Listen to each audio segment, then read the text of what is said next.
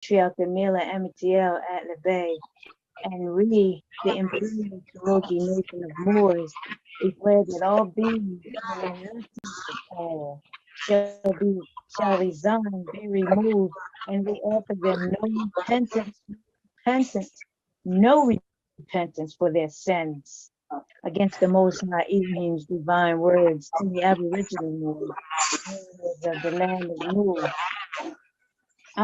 We declare that all impostors, fiduciaries, trustees, and beneficiaries of the Goddess Corporation and all political bodies that have been over our vast estate in the Americas shall be removed. And that means all of their organizations, fraternal orders, sororities, no matter what they have brought here, they need to take it with them because they can't stay here because we live here in peace and we're not having any wickedness. We have lived with wickedness, so we don't want wickedness. We want peace on our earth plane. And turn over the keys to the White House and Buckingham Palace to the Moors that created them. All those secret societies holding on to our words left by our ancestors for us. Our lost books, hidden culture, and the knowledge of our connection to our cosmic and earthly creators. Our ancestors who left us an inheritance of teachings and instructions.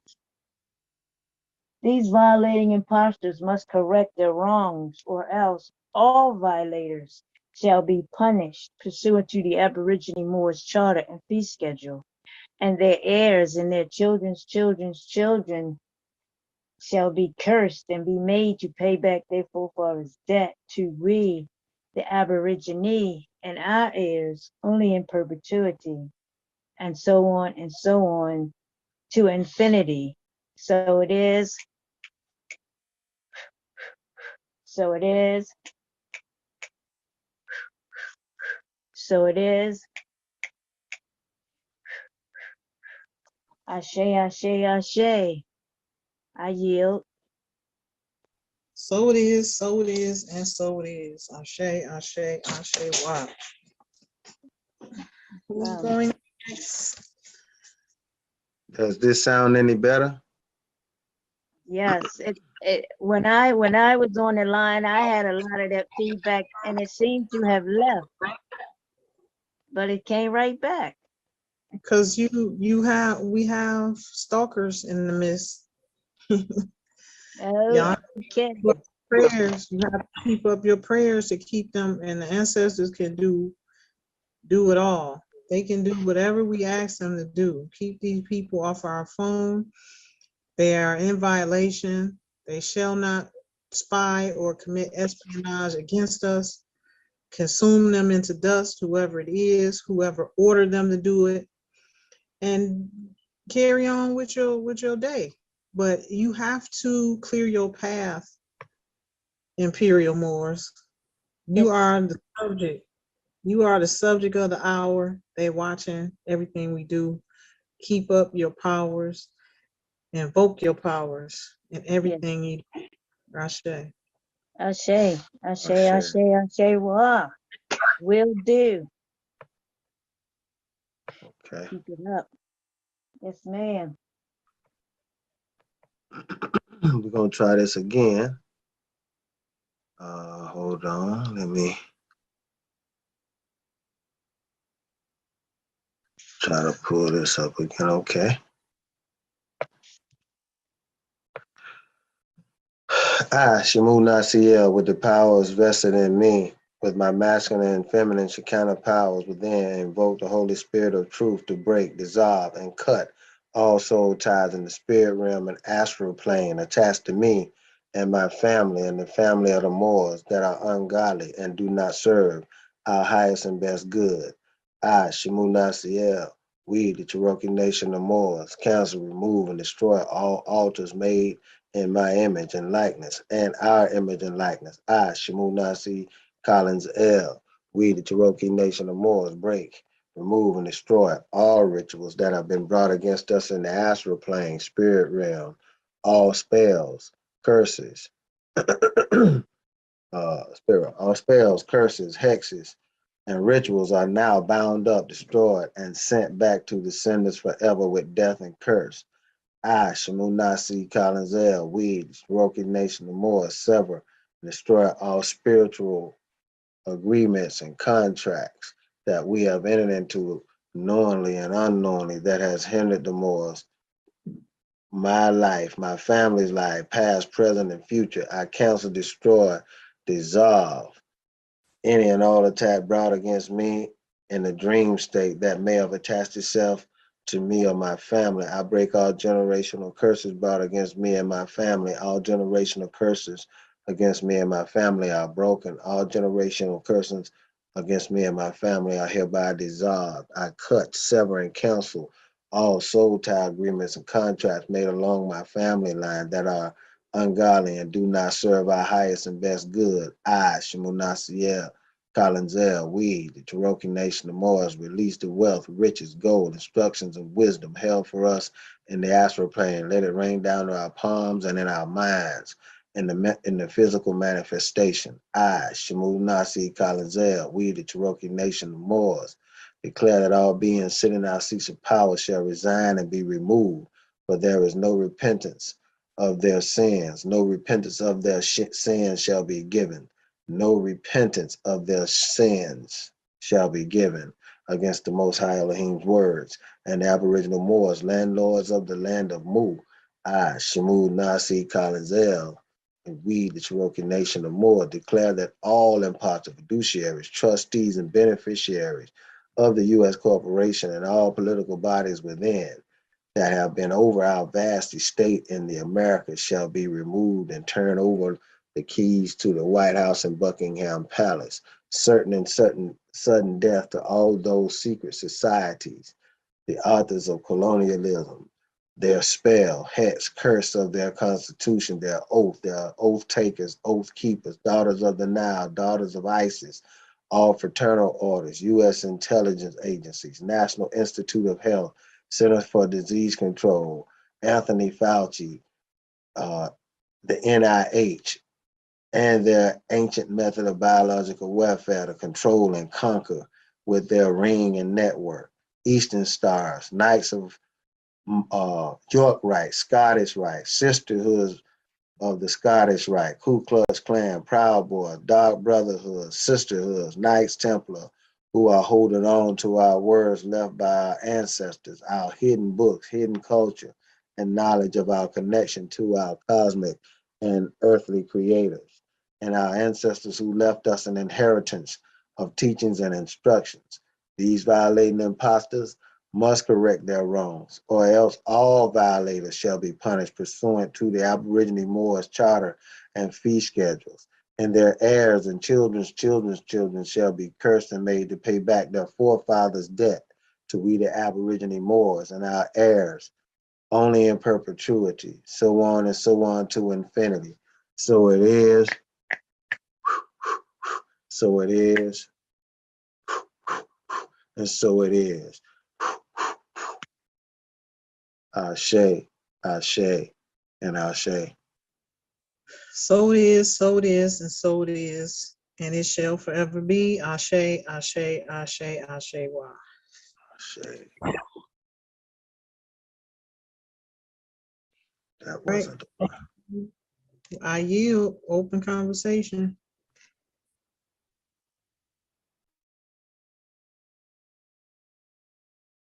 I don't Go know. ahead. You were I don't saying know what something. happened. I don't know what happened to. I had a. I got one that I reworked. That's not it. Hold on a second, because I wanted to share it. You can say Knights of Malta. I heard you about to say it and you stopped. Yeah, and see, I got one where all of that's out of it. I don't know what I ain't too swift with the. I'm learning. Let's put it like that. Taken out is the Knights of Columbus. Right. I took all that out on my other one. I just gotta find out what I. Because that's the Collins family. That's your family line that Mm-hmm. was unaware. Now they are aware. So we have to take them out, the ancestors said. And They you are know, not. in that Collins family, Mm-hmm. go all the way to Savannah and Augusta, but there's another family that's intertwined, and that's my middle name, and that family is is Tucker, right? And I've been trying to, Did huh? you know that? Did you know that? The Tunicas, they came onto this land and married into the rulers who's already here. The Collins family came from Italy to Mm-hmm. over, and they started mixing in with the tribes. And Tunica was one of the Tunica and Washita, was one of the dominant tribes in the South. I'm from Tunica. My great grandmother on my daddy's side was Tucker. Were Turners. They changed their names to Turners, Tucker, whatever, to Mm-hmm. change their names so they could survive. This is what was going on heavily in the South because they was killing the heirs and those who owned the land. Mm-hmm. And that's your middle name. That's something that we did, that I found out through the revelation of my great great grandmother. You always carry both family names, just like Mm-hmm. she's America. Her first name was America Maxima. Her first name was America, and her last name was Maxima. But America is the family name, the namesake of this land. You see, and Mm-hmm. or they use the last name, both names. Mm-hmm. Just like she revealed to me that I'm Percy Maxima. That was her husband, but her name, the Maxima name, the more prominent name, and the name that follows the mother goes last. But you always had both names of your family lineage. It's not like they did over here where they made us drop the mother's name. They knew that was the power and that was the connection to the land, and everything followed the matriarch. So we have to really come back and bring our ancestors' ways back to our people because they unaware, and that's how they lost who they really were. One of the ways. Mm-hmm.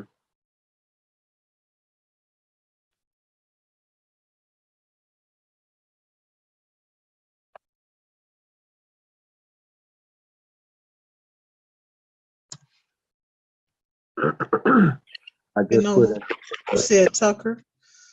I just put in the chat something that I ran across um, Mhm. from 1619. What is the date? Mm. Yeah, these were all of our names. All of Mm-hmm. our names, just like the lineage of Emperor Charles II here in the South. They had those names. Those are not ain't nothing these pale faces created. All they did was came onto the land, stole. They assumed the names of prominent people and started killing off the heirs and assumed that family's land and prominence. That's what Mm-hmm. they did. Mm-hmm.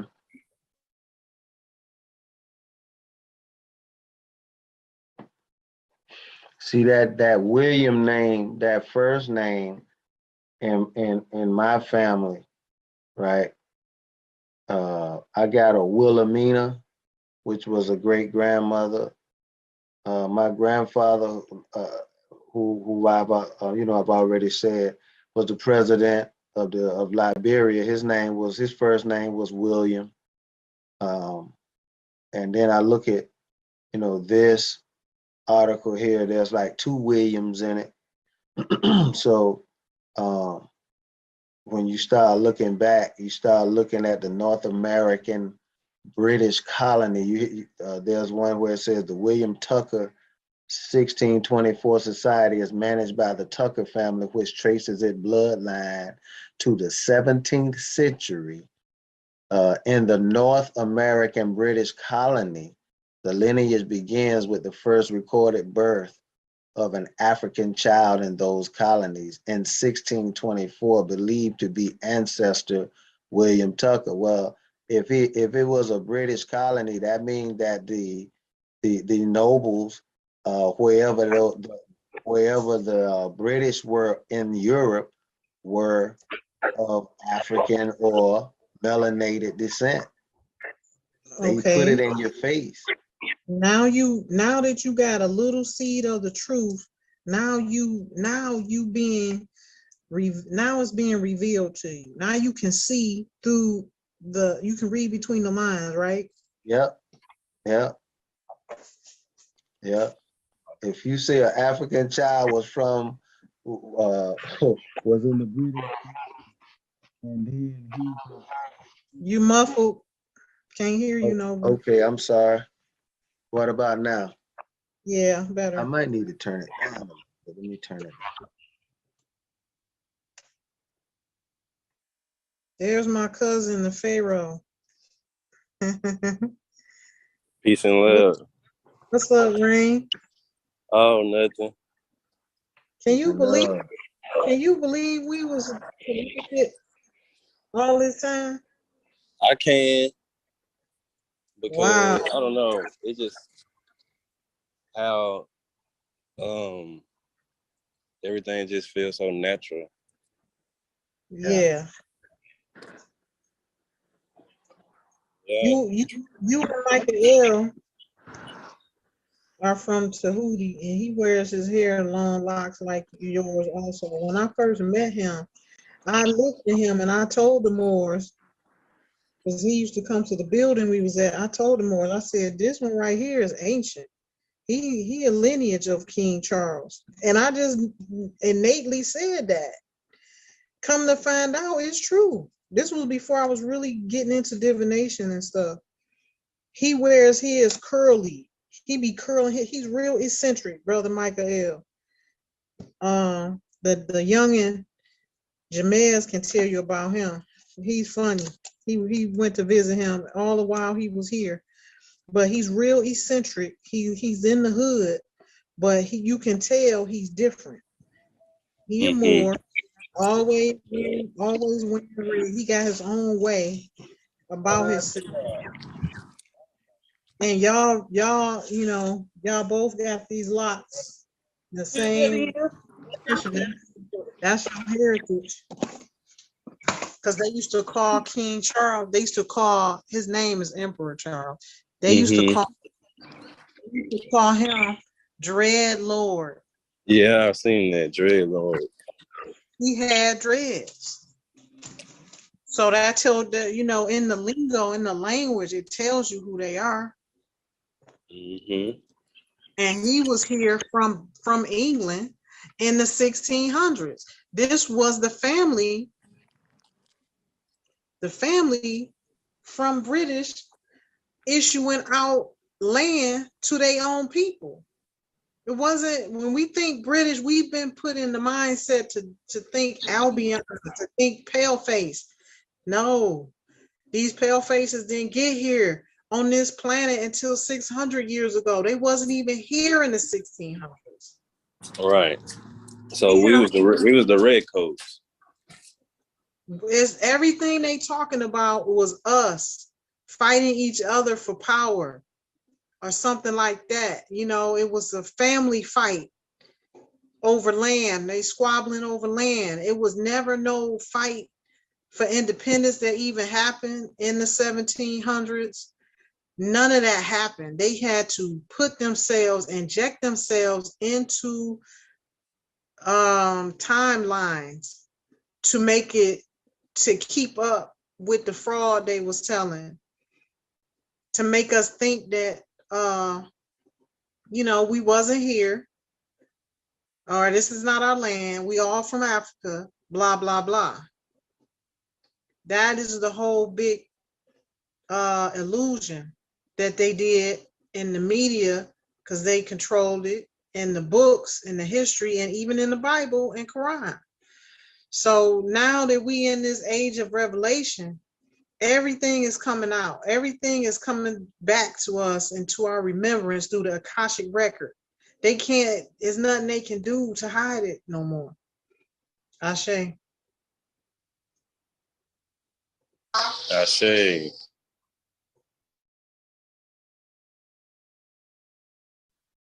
Ashe. Empress, what you just what you just explained, I guess, is the reason why I've been kind of led in my prayers and my rituals to this, what I call spell of colonialism, because the people are actually, it's like they believe, you were just saying, none of that, they injected themselves and their his story into the timeline, but everybody believes it. And when I say everybody, okay, let me just say the masses believe it. You know, you start talking about, I had an old white guy that was trying to talk history, and one of my friends, he told me to come down there. When I got down there, the guy who has the air hanger, he asked me to listen. The guy started with George Washington, right? And when he started, I let him talk. And then the guy with the airport hanger said, "What you think about that, Sam?" And I said, well, he started with George Washington. That's where his history begins. I pulled out my phone and I pulled out the 1828 Webster and showed him who was here before George Washington. And then I pulled out the etymology 1540 and showed him how that even preceded the 1828 Webster. And then I looked at him and said, his history starts in the 1800s. Mine precede that by 400 years. And if we look further, it's probably by 45,000 years. Whenever I said that, the guy with the airport hanger said, well, I guess that just about sums up this history lesson for today, right? And we started laughing. The guy his face was so red because he was one of them, you know, you can tell who he was. He wanted to spit that old foul history, right? But I told, and before I left, I say, it's always amazed me how his story is history, but my story is a mystery. You know what I'm saying? And I just show facts. Normally I get all hyped trying to show him, you know, but I mean, if you're gonna start with George Washington, you gotta talk about John Henson and the rest of the fellows who was still in this. Our ancestors still had the government. The 1868 South Carolina Constitution is called the Radical Constitution of South Carolina. Go and look. I'm gonna put it up and put it in the chat. I'm gonna show you why they call it the Radical Constitution, and remind you that that's 2 years after the 1866 Civil Rights Act, and then the same year of the 14th Amendment.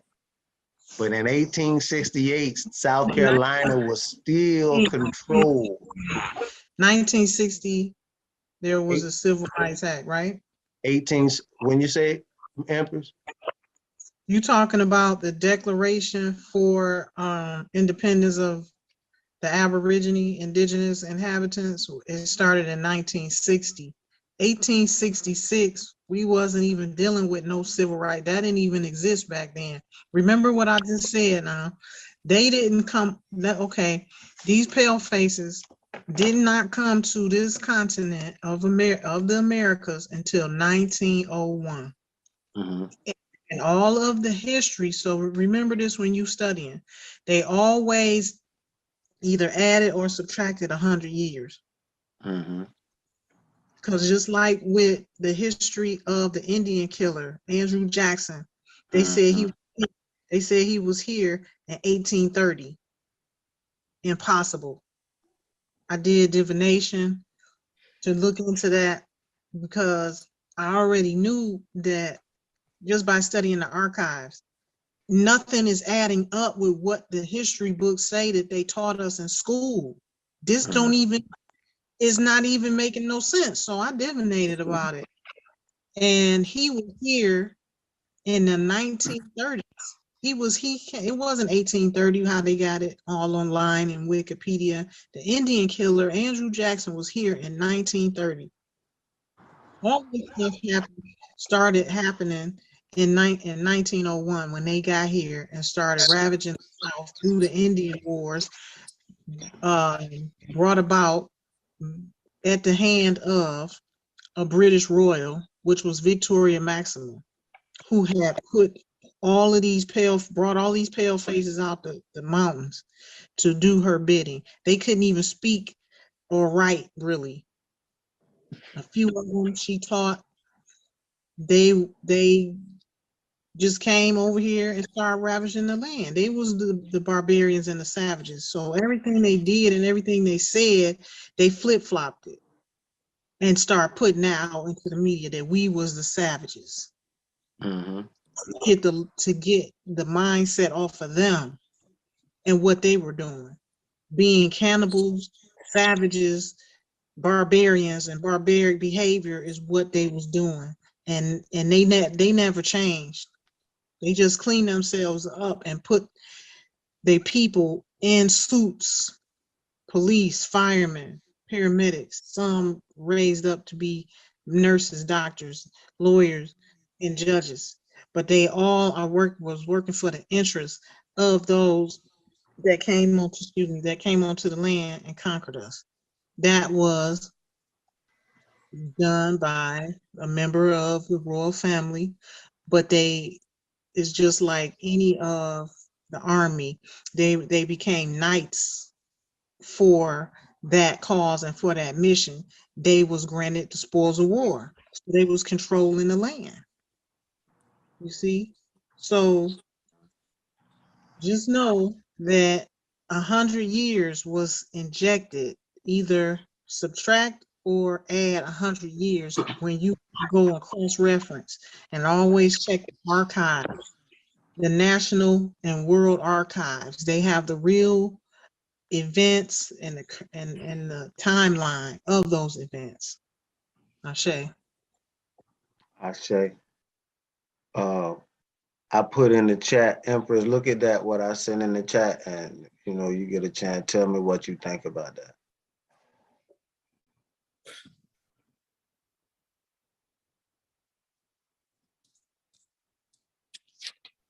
Okay.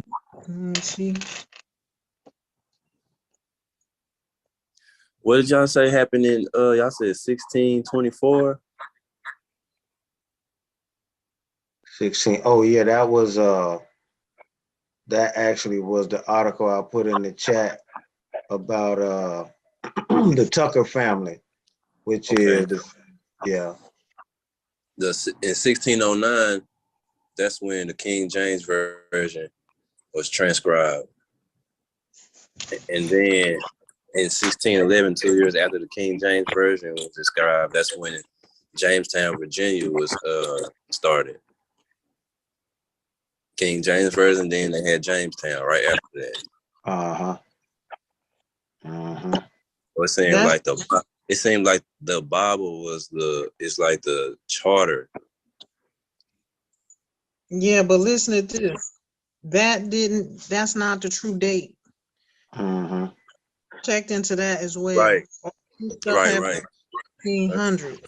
So it's probably 300 years for the Bible. They did that because they wanted to make you feel like it was ancient. Mm-hmm. Exactly, because into it, and because the Israelites, it sees the Cyprios, Africanus, who conquered Akibulan. That was in the 1900s. right. I think they were saying if you do the math correctly, I think we're like year 1490 something right now. So the 16s haven't even happened yet. Yeah, that's the ancestors told me. They've been giving it to me. I'm putting together these tablets. I love It's it. gonna rock the world. It's gonna rock the world. They ain't gonna be able to take it, but it's the truth. That's some new testimonies. Every age has testimonies. This is the new Huh? testimonies right now. Ashe. I say. Yeah, they giving it to me, and it's the straight up truth from the spirit. And they all the family, the family who overturned the empire, they altered that Bible for a reason. This was all in the same family line, and they killed off their own people. They killed off the elders who was keeping them in line to follow the law. They went and killed every last one of them and taught these cave dwellers how to do sorcery. Sent 2,000 of them to kill my great grandparents here in America. That's how they overturned the queen. We the most powerful people on earth. How could we have fallen like that? This was done from the inside out. It wasn't only Victoria Maximum. It was other family members throughout the Tahuti. The Tahuti is the root of the tree with many different branches. So most of those 13 families of nobility come from that Tahuti root of that tree. Mm-hmm. You had a branch in Rome, Italy. You had a branch in Persia. You had a branch in Kemet. That's where we all branched out from. Mm-hmm. Kemet. As they branched out into the world, they still was the owners of the land. Tahuti, that's the beginning of time. The Tahuti family lineage. But everywhere they went, they changed their names when they came out of Africa. The ones still in Africa still was going by Tahuti.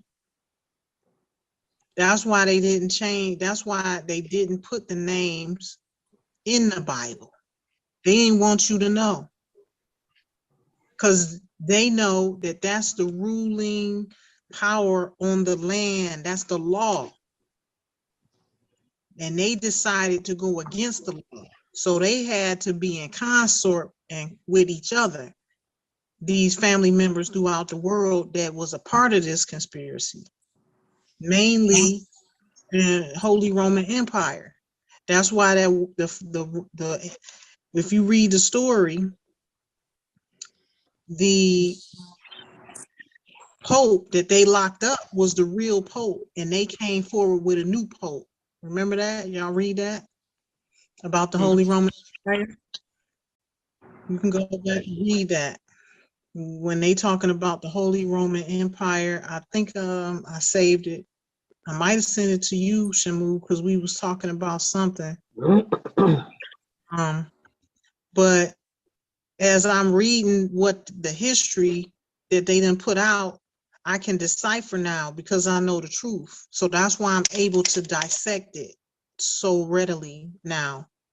And then whatever I don't know, I just divinate about it, and the ancestors give it right to me.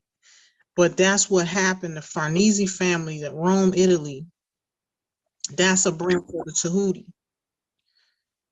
America, the owners of this land, that's a branch of Tahuti. You going back millions of years though. But they So always married into the same family line to keep the power. Just like my great-great-grandmother married into the Percy family. They was the Tahuti in Persia. Follow me? mm-hmm.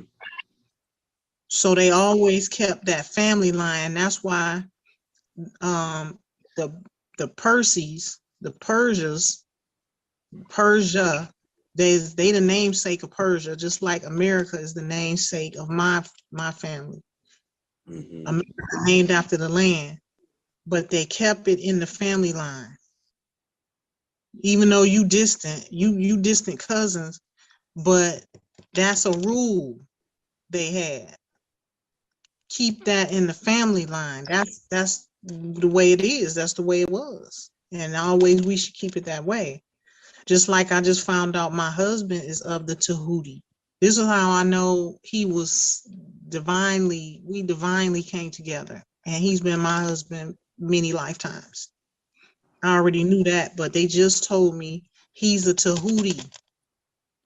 And his family lineage owned the Gambia, Mauritania, and Guinea Pa. One of them. So the Tahuti are the landlords. We the landowners of different parts of the world. I mean, the whole world. We was the first family. This is our continent. This is our planet, basically. If you are Tahuti, wherever you are in the world, you can go somewhere and claim that land. That's why they was able to do that from British, wherever they was, come here. This is their family. All they got to do is say, grant me that, or whatever the case may be. That's why they was emperors. They wasn't labeled kings. We didn't use that. All of this has been distorted to throw us off. If you own lands in different continents and different countries and territories, you're an emperor or an empress.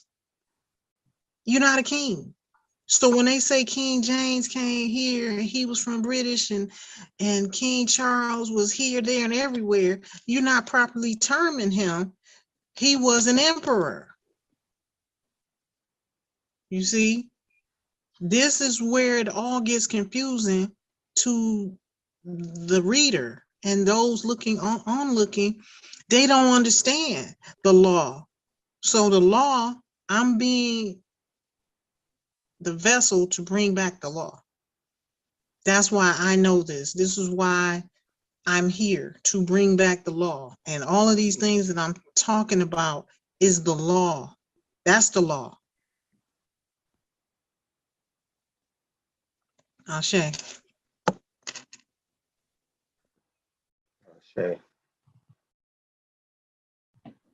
That's right. Hey, I say,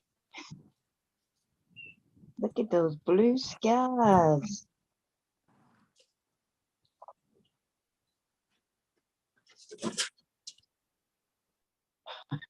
It got Yeah, dark. I've been having to ask the ancestors. Goddess Diana is who we pray to, family, especially in the Tahuti family. Goddess Diana is your deliverer. She's the mother of all nations. And so the skies is clear and blue today with no white streets and no white clouds and nothing like that, because I've been really honing in and asking her, and she takes care of it immediately, quicker than any of the others. That's why when I was given a prophecy around the age of 29, and I have the recording, the lady told me, her name was Janet Floyd. She came to Prophet Wayne T. Jackson's church. That's where I was going at the time. And she pulled me out of the audience and she started prophesying to me. I was getting a lot of prophecies during this time. And she was telling me that, yeah, you will have more money than you know what to buy, more money than you know what to do with before the age of 40. And God said, live for me. And Diana, she just came out of the blue and said, and Diana, you know Diana. And I had no clue who this lady was talking about. Been looking for Diana for 20 years almost. Now I know who she was talking about. The ancestors was bringing a message through this woman all this time that I should have been praying. That's my deliverer. I was lost. Oh, I was so lost at that time too. But that's my deliverer. They wanted me to know that's who you go to, your ancestor, your great mother. Goddess Diana is the one who answers your prayers, not some mystery God in the sky. you don't even know, never seen. You just see pictures of what they showing you. So that's what it is, family. That's what the ancestors been giving me. And I mean, they giving it downloads. What I wanted to tell y'all earlier, and I didn't get a chance to type it in the chat group. You need to look into the sky every day. I do it around 5 o'clock, but anytime the sun is at its highest every day, before you talk to anybody, you want to put some herbs on your pineal gland and look. You ain't gonna be able to look, but you're gonna have your eyes closed and you're gonna have your face pointed up to the sun. And that's when you put in your prayers. If you don't have the herbs, you lick your finger and you put your saliva right there on your pineal gland so that sun can activate it. Your essence, your saliva, they know it's you. That's what they did with the gold, Rain. Did you get my email about the gold? Yeah, I got it. Okay. I responded to the email too. Girl, I was worried about that because I was thinking to myself, how am I going to get all of this gold by myself? Me and my 2 children in our hands, we can't possibly do that.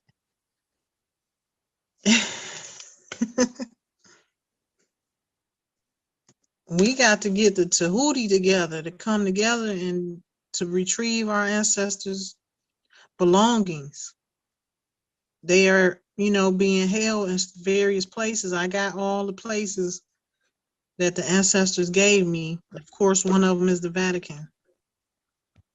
So only us can touch it. That's why it's still there where they left it thousands of years ago and hundreds of years ago. Particularly here in America, 120 years ago. So how do you put it in a depository? You build a deposit. What's your think? I know they built the depository in Texas about 8-10 years ago. Yeah, but And that's not our family goal. The one I'm talking about is what the Tahuti lineages left here on this planet for a specific reason. It wasn't to spend. They told me it's not for you to spend. And I'm like, well, what's the purpose? And they like, no, that's the it's energy. it's the energy. There you go. I noticed something when I was really a young man in my 20s. I noticed every now and again you would have a pilgrim that wore gold, but you very seldom saw him wearing it. We always wore gold and silver, and that was even before I came into any kind of knowledge. I would notice that the melanated folks wore that gold and that silver. My mother was one of them. My mother had on every finger, all around her neck, double earring, gold. Yeah. Yep. It's the energy. That's what it is. In fact, I don't know a lot about the Anunnaki, but from what I understand of what I've read, gold was the central energy source. But I'm just now getting into that knowledge. You know, but I know gold plays a central part in the story. Peace.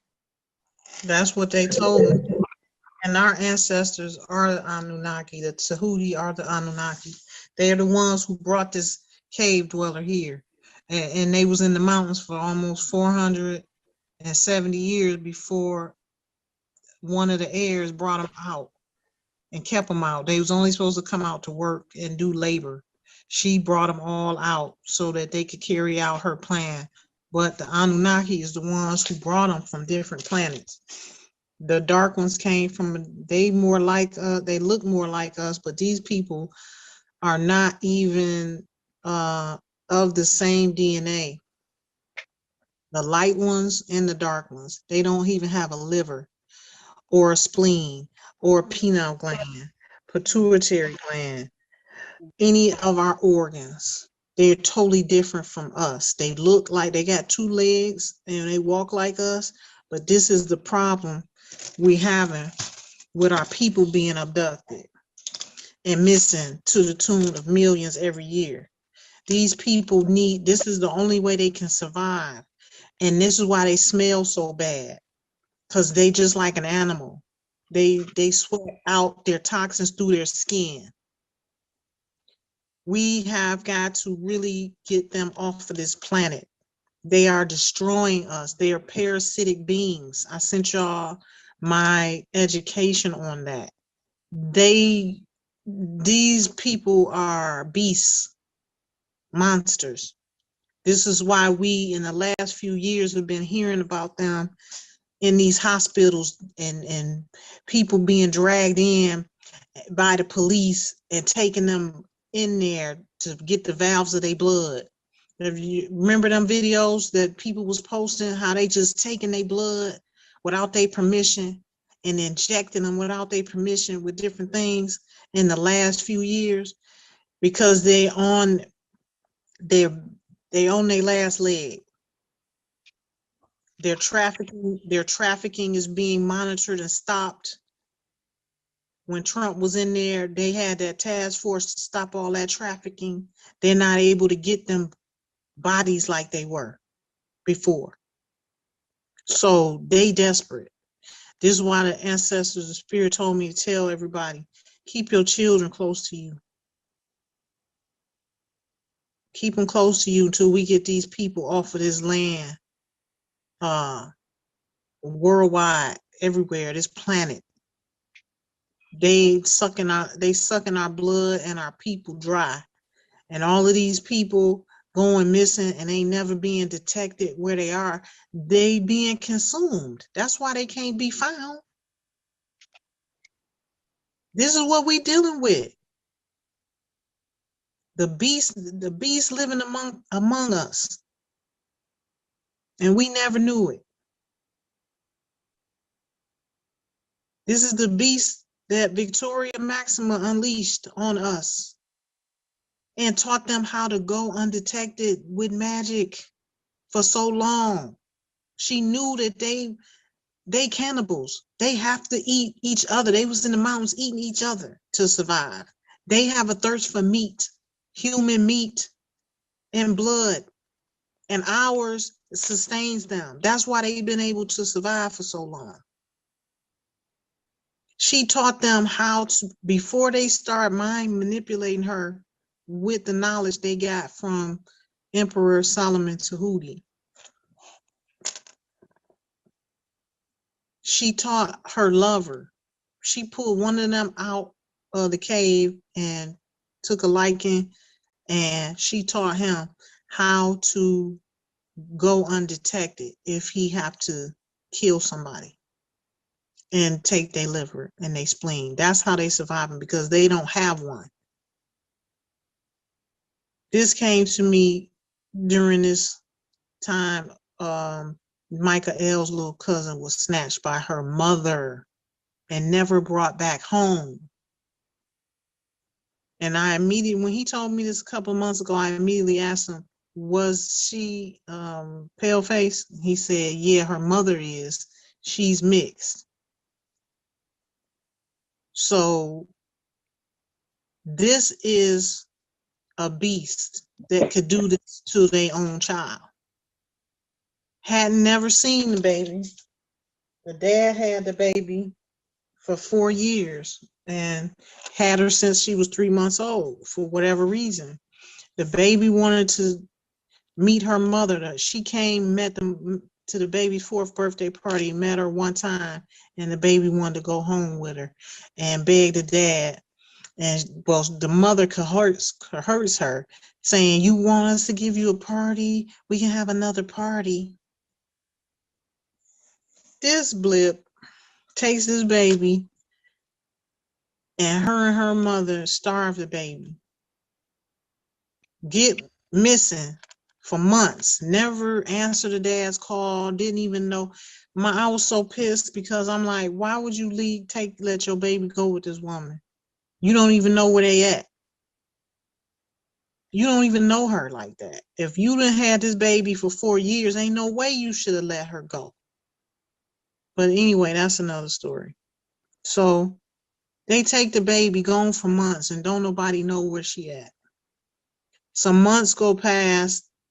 One of the family members spot the mother. Like, I see she's down the street around the corner from Micah L. So everybody, the dad go over there, keep going over there, calling the police. The police gonna run him away, telling him he making trouble. So they never got to the bottom of it. He persisted. He kept persisting. So this girl, this mixed cave dweller, have children with other men.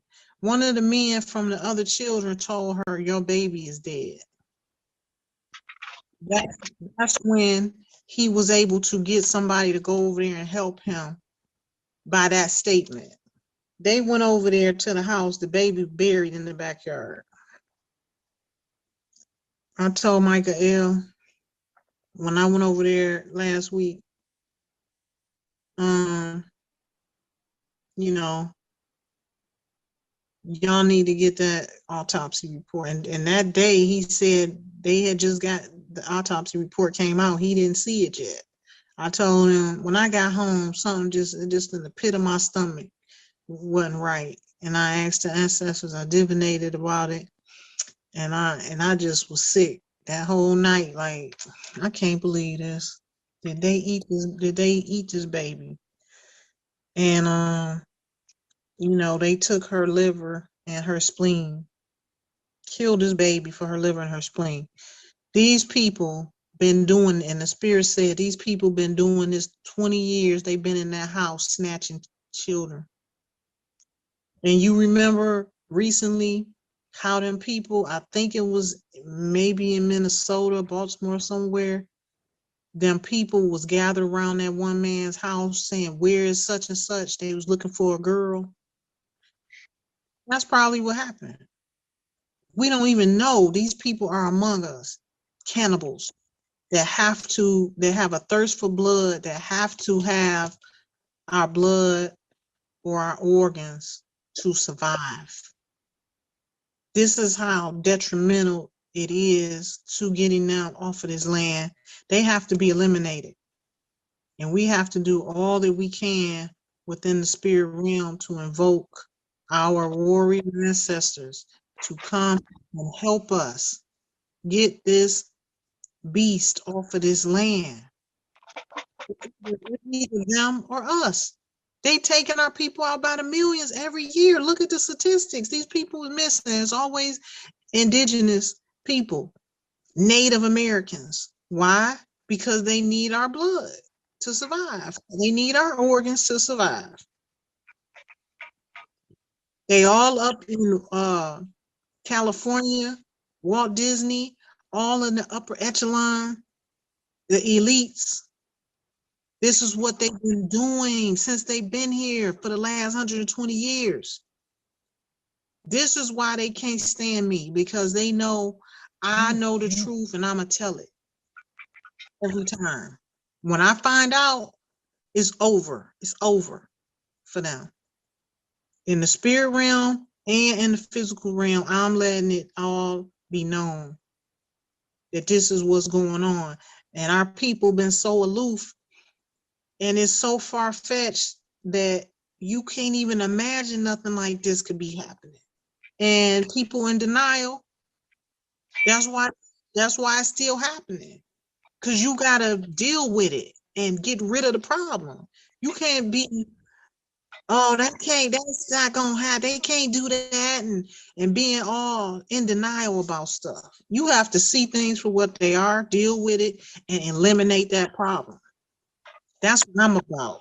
I know, and Maya Angelou said it best. When something or someone show you who they are, you have to believe them. Believe that. That's what's happening. That's the only way we're going to get rid of the problem, is to deal with it head on. You can't run from it. This is what's happening. So that's my mission. One of the main first missions is that we have got to get these cave dwellers off of the land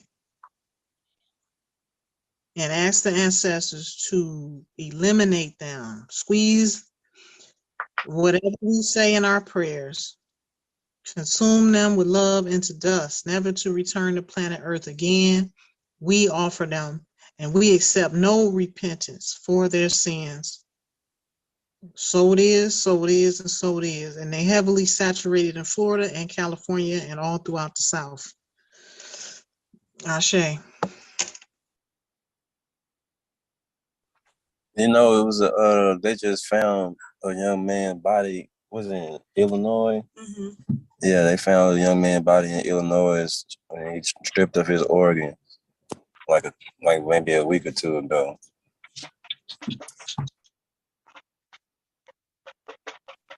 You know what I'm saying? They desperate.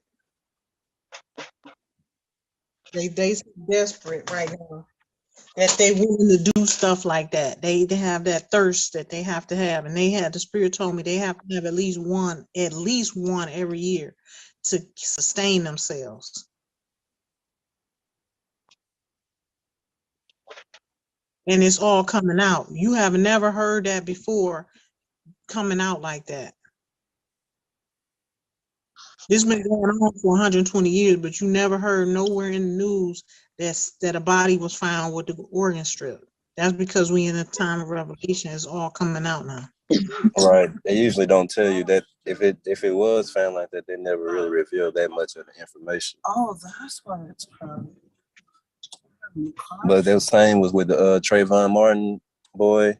He didn't have any organs either.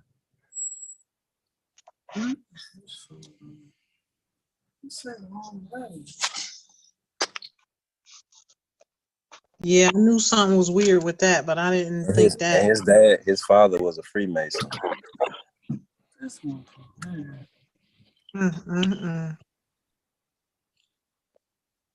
Oh, this is what we dealing with, family. We got to deal with this. What you was just talking about is the reason they don't, every now and again, depending on where it's at, you'll hear a melanated child on the news, but they keep that pretty much out of sight, out of mind. With the numbers of our children that go missing each year, but you never hear about it nowhere across this country on the news like you do the Amber Alert. That and what you just explained really was a real vivid description of what's going on. They snatching them. That train that you see now, all those folks coming across all those borders, Nicaragua, Guatemala, Venezuela, Mexico, that's a train, and children are being stopped and picked up along the way, and that's all melanated. It's amazing how they just do it right up under the nose of the world with the cameras and everything. But the numbers don't lie. Our children disappear exponentially more than any other nationality I know in this country. This is why they put them in suits and made them look official, so they can do whatever they want to do under the auspice of the law. Yep. That time is up. Okay.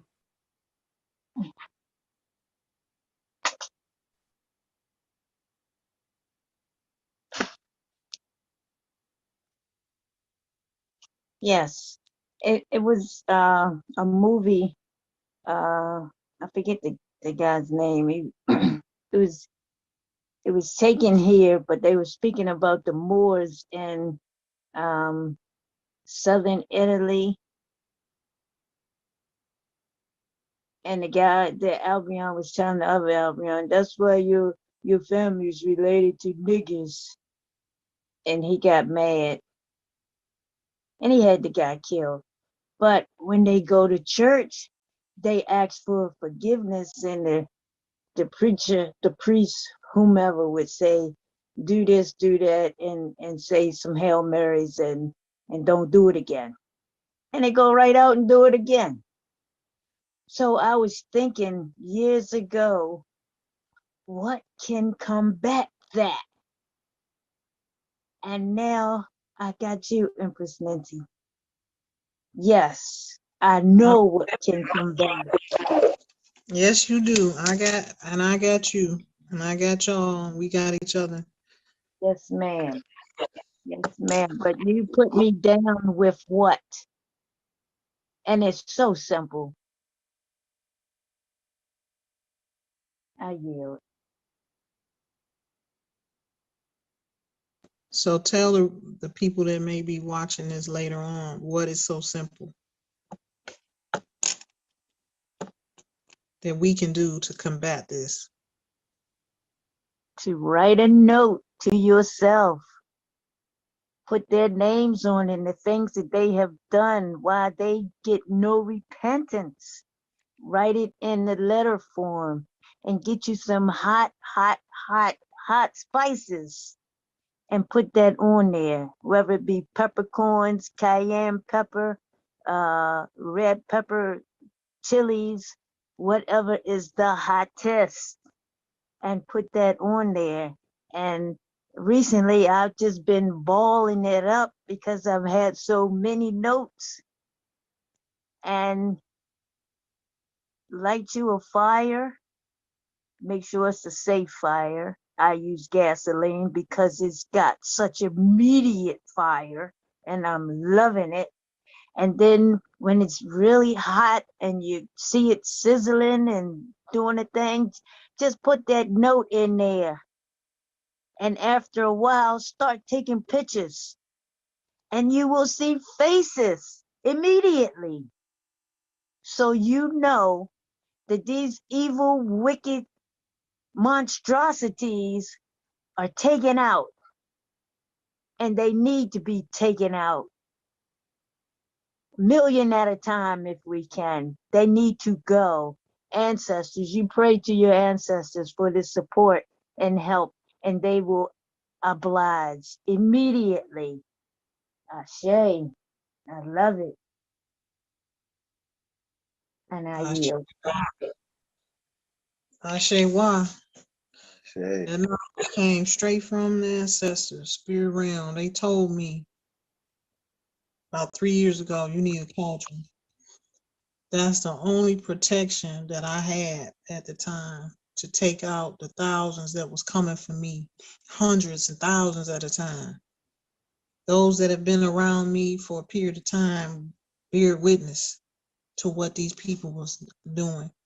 This is the way they was coming at me was a carbon copy of what they did to our ancestors to conquer them. They was doing the same thing, gang stalking with sorcery. And if I wasn't here to do this job, the ancestors sent me here with 6 warriors that's always with me, the most powerful warriors. Warriors and light beings. I wouldn't be able to withstand it if I wasn't equipped for this job that I'm doing.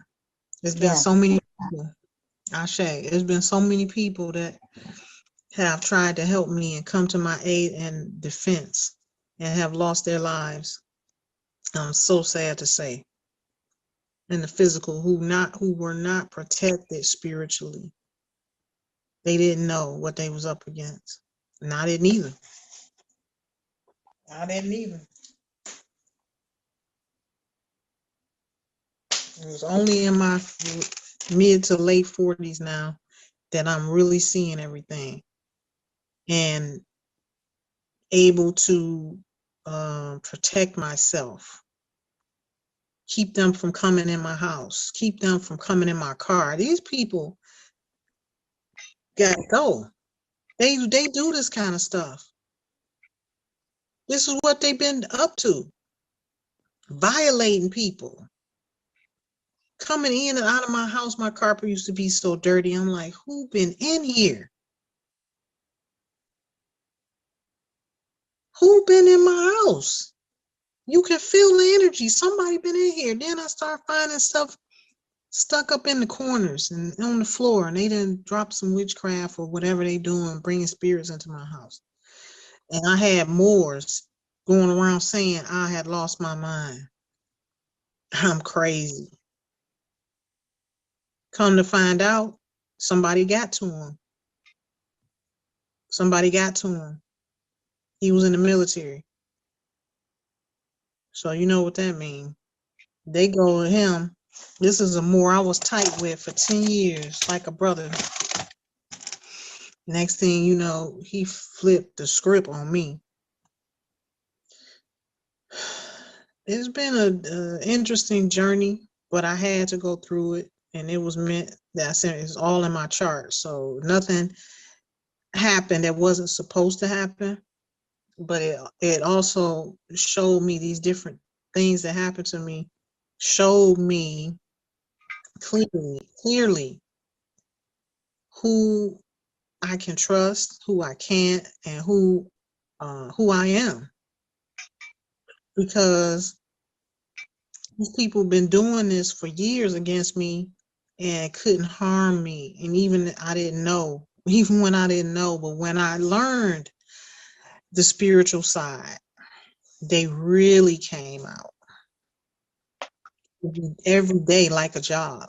They move them around me, planted, when I bought this house last year, they planted them all around me in this neighborhood. This was done by a cousin.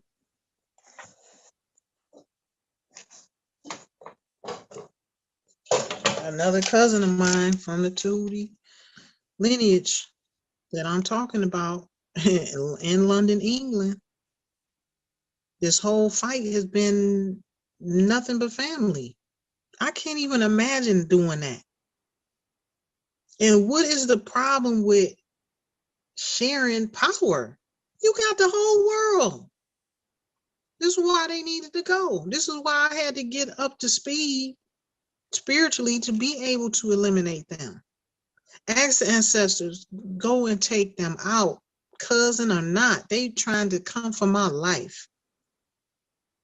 Anything you ask the ancestors to do, they will do. But you gotta have your spiritual protection up, because a lot of times you may not know who it is or where the threat is coming from. So you just have to have your spiritual protection up. When I began to really come into my own spiritual powers, I was able to see who it is exactly and find out through divination, or I'll have a dream. They'll show me in a dream different things lately. Clear. I mean, the visions be clear now. They come into me, I can hear their voice so clear now. Oh my God. When I asked them, I said, ancestors, who were we before the Maximas? Who were we? I know we didn't go by Maxima, all the time. I heard them so clear in my head. Tahuti. I was like, Tahuti? Who is Tahuti? I was like, never heard of that before. So I text Rain. I said, Rain, you ever heard of Tahuti? Rain was like, yeah. He wrote the Emerald Tablets. I'm like, wow. So then I began to divinate from there about the Tahuti. Before that, I didn't have a clue, but they came to me and said that.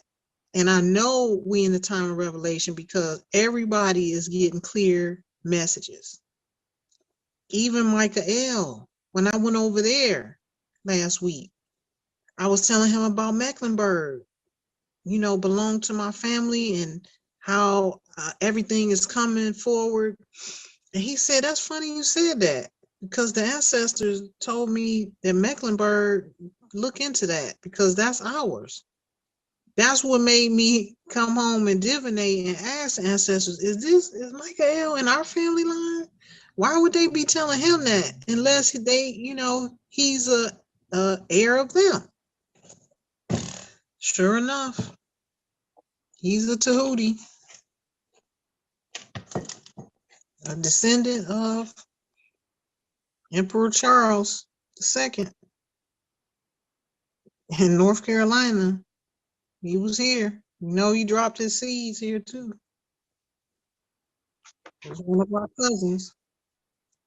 And then I said, ancestors, who is any Tahuti's in our tribe? First one they brought to me was rainwater. I said, wow. So I divinated about it. And that thing went crazy. I said, whoa, this is amazing. And I said, is there any others? They said no.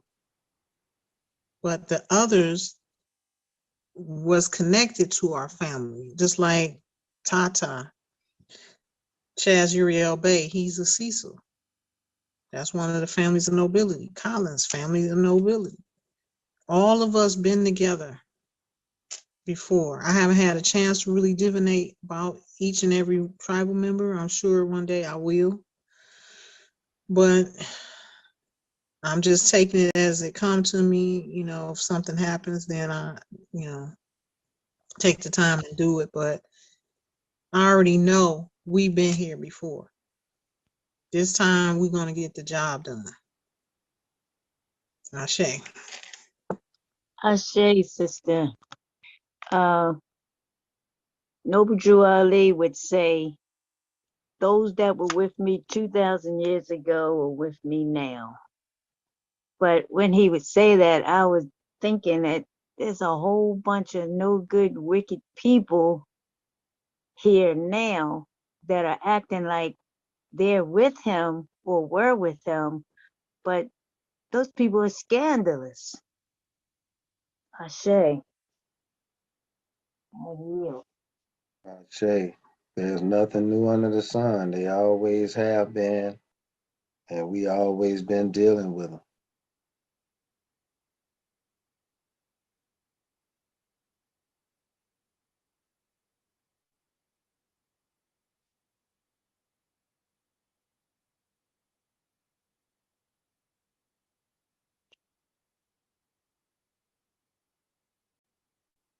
Yeah, so I did some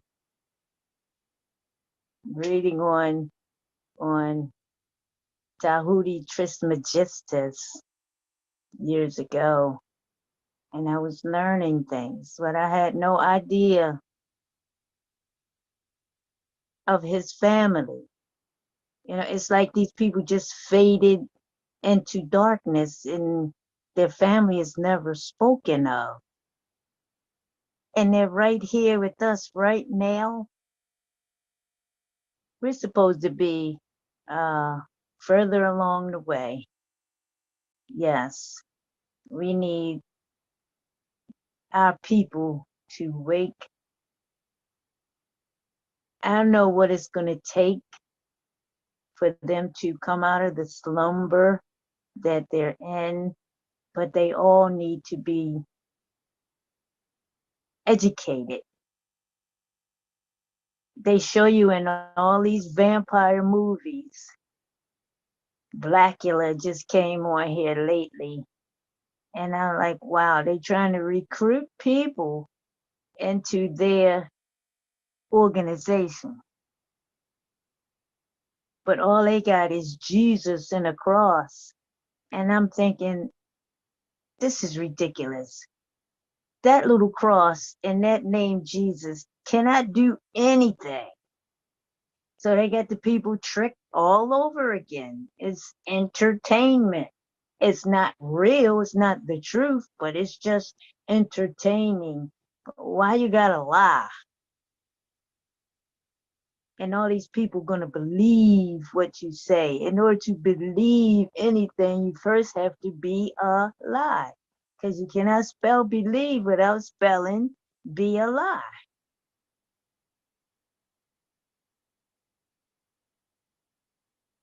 I remember once my great niece was reading about Vlad and the Drac Dracars, Dracula, the Dracars. And I asked her to talk to me when she finished reading that book because I wanted to give her some information on it. She couldn't do that. She never did that. I said, oh, she must doesn't want to know because I've been in more science so long and I'm not like the rest of the people because I'm not coming with that stupid stuff. I'm coming with my truth. You could take it how you want to take it, but I'm not going to lie to you. She never came. But I know Muhammad II took Vlad and his son out because they were evil. They were the people from the mountains, the RH negatives. They had to go. And they went, and then people want to build them up like there's some, I don't even know a good word to say about their wickedness, but it's not to be tolerated anymore here on this earth plane. All of it. They have to go. I yield. Speak about who the Muhammad killed. Speak about who the Muhammad is. This was Muhammad II. Who did you say he killed? He took him out? Uh, who he took out was Vlad and his son, the Dracars, and they turned it into Dracula. Made a movie and turned it into Dracula. But these people were bloodthirsty, thirsty savages, killing people and just doing them crusades and all that type stuff. They was just killing people. Crazy. Yeah, that was a part of the crusade. They were sent out as the Knights Templar for the those who took over the Holy Roman Empire and brought forth the Catholic Church. That was the Farnese family. That's a branch of the Tahuti tree. Them, along with some of the others, like Victoria, Maxima, and other family members around the world, it was mostly men at that time, and they knew that the matriarch was the power, and that was the law, and they changed what they wanted to change, and for the Bible to suit them, and they omitted and added as they saw fit to be able to control the population, the minds of the people in their favor. Islam. Ashe. Ashe. And if it didn't, they were at that Council of Nicaea, they all came together to write the books and have orgies with whomever, male or female. And if you didn't agree with them, you didn't have the party like the rest of the people. You had death. Okay, so these are the barbarians and the beasts that I'm talking about that lived in the caves for 470 years. They are innately barbarians and deal with bestiality. That's who have sex with animals.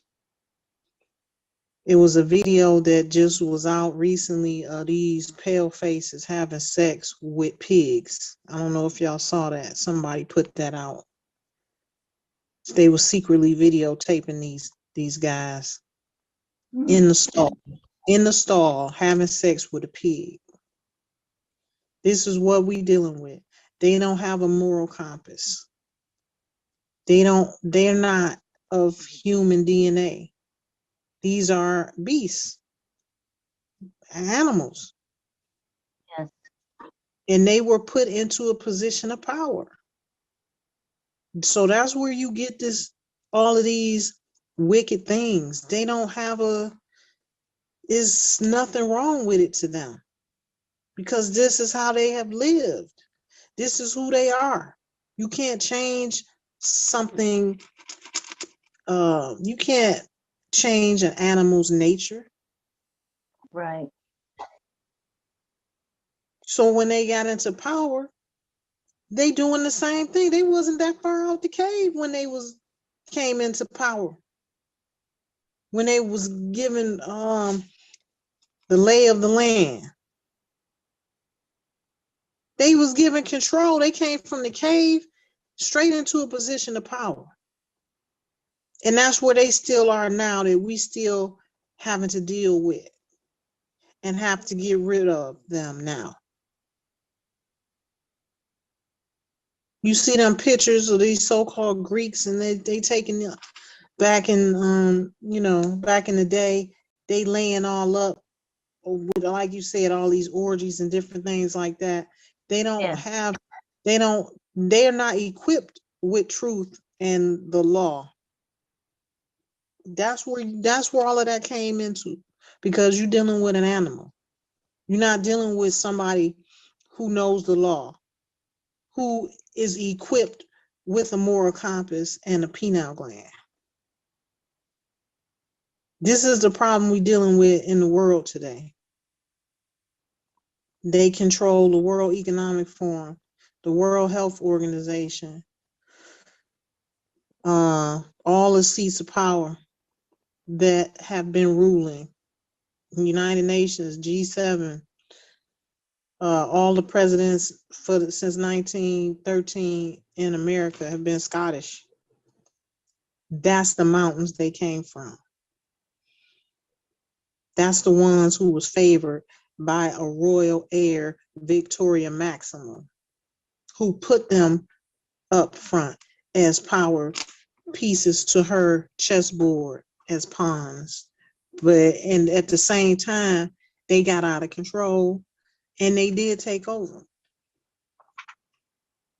But they always had a ruling power they had to answer to, which was just as wicked, more wicked than them. So they got along very well. As long as they got what they want and they got what they want, there's a perfect union under Saturn. We no longer are under Saturn. Saturn allowed that to happen.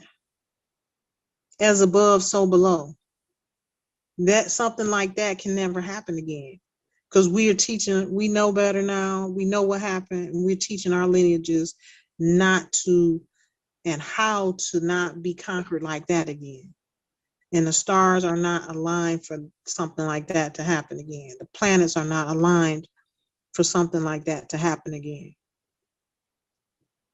Ashe. I say also, my thoughts are taken to the movie Rodney Piper, and you wear these glasses and see skeletal people. It was basically pale faces. Anybody see that movie? They Live, I think that's the name of it.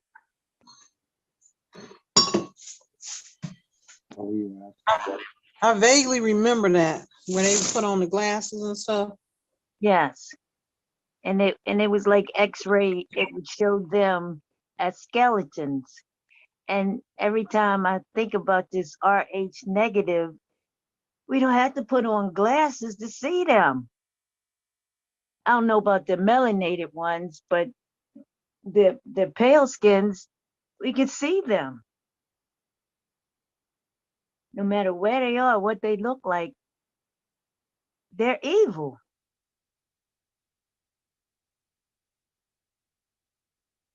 Eating people, drinking their blood banks in the city, just like bars. Really? Robert Noble Drew Ali said one day that he's going to take his good Moors up on inclines and zeppelins, and back in the day they didn't have airplanes like they have now. But these things where he said his good Moors are going to be up on a higher road, and we can look down and see all the people on the lower road yelling, take us up and whatever, save us. And that's, to me, sounds like the same story of Noah. But he said this world is going to be wiped of these evil beings. And when it's all over with, we can move into some of the nicest mansions that's left behind because they won't be here anymore on this plane. He didn't give a date for that, but that's what is in the book, that it said that he said. The older Moore said that he said that. He said in the year 2000, he didn't say 2000 what year, the Moors are going to come into their own. So these Moors of the Aborigine Moors Empire have come into our own. This is our own. We're setting it straight, setting the record straight. The law is the law, senor. They always like to say that. The law is the law, senor. And you're supposed to know the law. Well, And we their have ignorance taught. will be no excuse. Yeah, we've never been taught.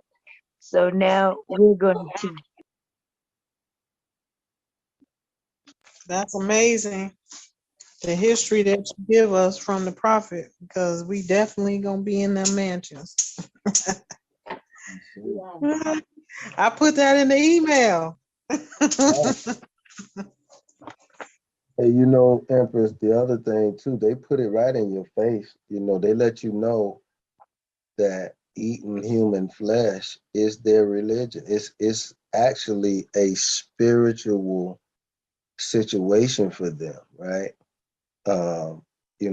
They get spiritual, um, I guess, aggrandizement from it, because you think about it. Well, on the first Sunday in the South, I know I can speak to the South, but on the first Sunday, they have what's called communion. And in that church, what they do is called eating of biscuit, which is, this is my flesh.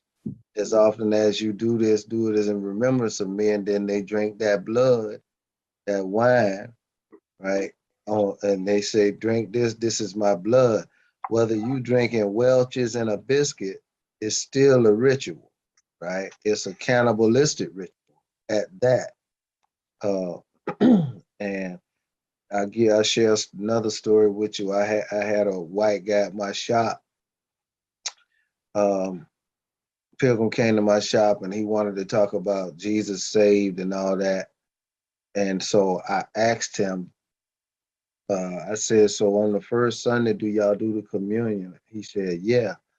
I said, so let me ask you this question. If you were in, you just name it, Nicaragua, Venezuela, you were in the Amazon in the woods and you seen one of the Aborigines doing a ritual with a chicken and wringing his neck and pouring the blood out and drinking it, what would you say to that? Would you say that was kosher or what? He said, no, I think it would be voodoo. I said, okay. I said, so let's take um, that same Aborigine, that same native, and bring him to America and take him to your church on first Sunday. And you bring out the blood and the flesh. What you think he gonna say to you? He said, what do you mean? I say, well, don't you think he gonna say, at least in my country, we eat chicken? You know what I mean? Y'all over here eating human flesh and blood, right? And over in my country, we're doing it with what the Creator gave us. They put it in our faces in their Bible to eat flesh. It's in their Bible to drink blood.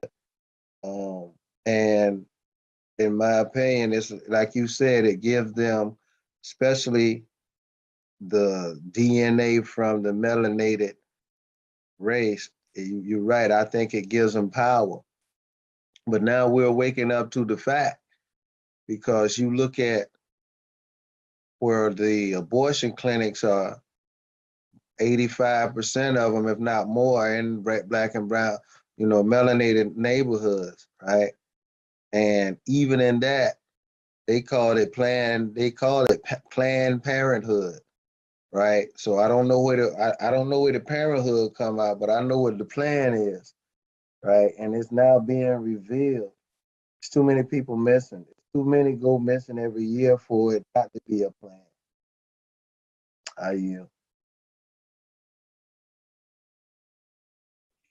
Yeah, they consuming us. They consuming all of our leftovers, just like they will fight you and call the police on you if you want your own placenta. Mhm. Back some years back, when I was having my children 20 years ago, you used to have to go through a lot to get your own placenta.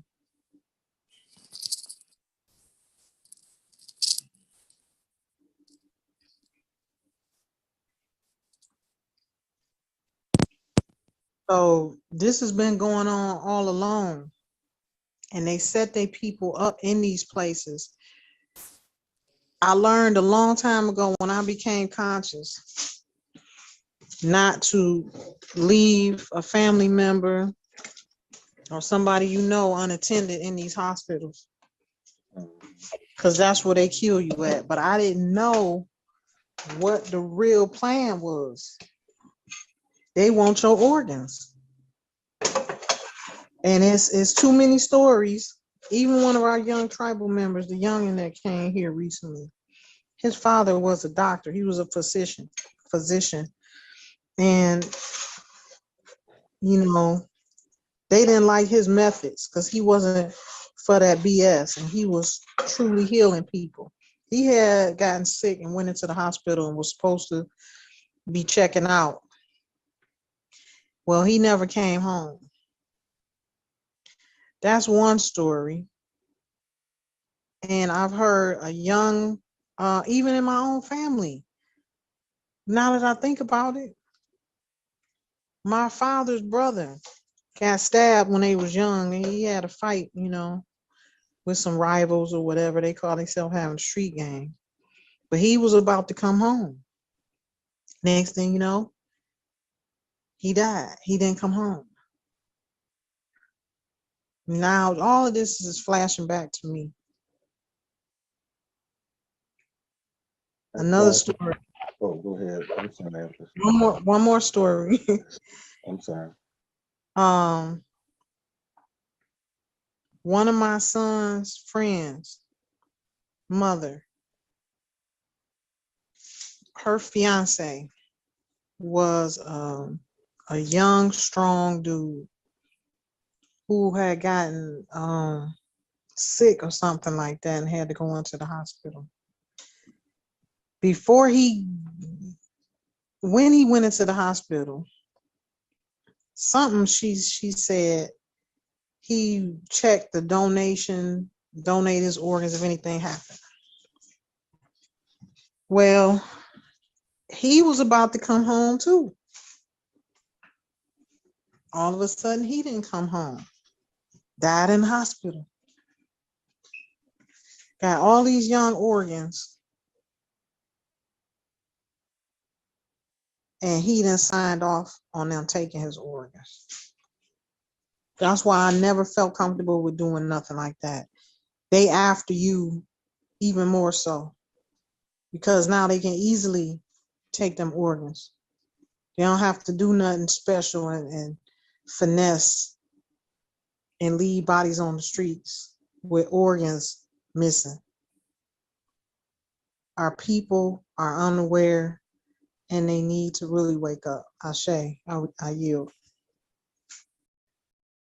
I say they also getting it through DMV, because if you tacitly don't check the not a donor box and you just leave it blank, they leave that as a tacit response, as if you did agree, because you didn't on the record deny.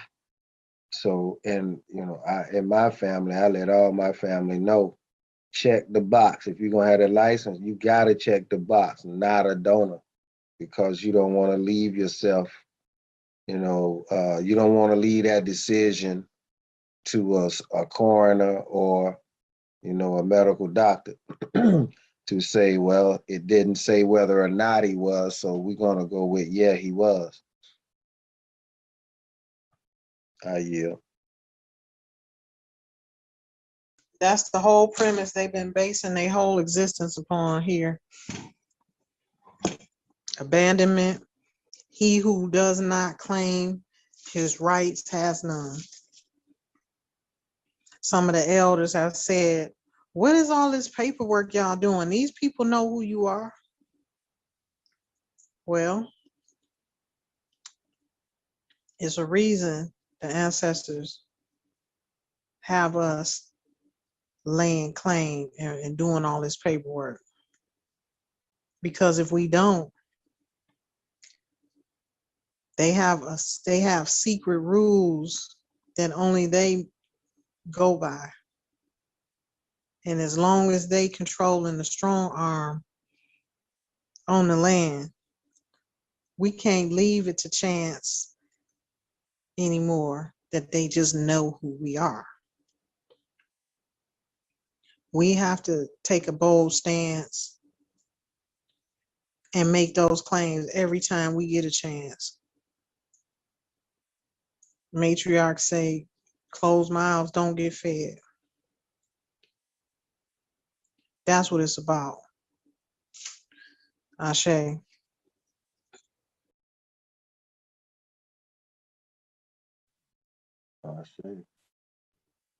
Matriarch can't hear you.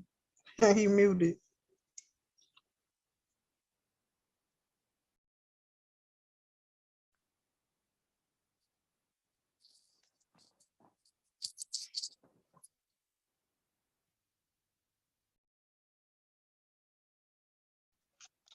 Yes, ma'am. Yes, ma'am. Closed mouths do not get fed. And especially they don't expect it coming from you. So now that I've been fighting for this mineral land claim that these people said my property was vacant, all week I have been putting the paperwork together. It's like a good sized book now. So I'm at the point now where the organizations, the companies that I want to inform about their I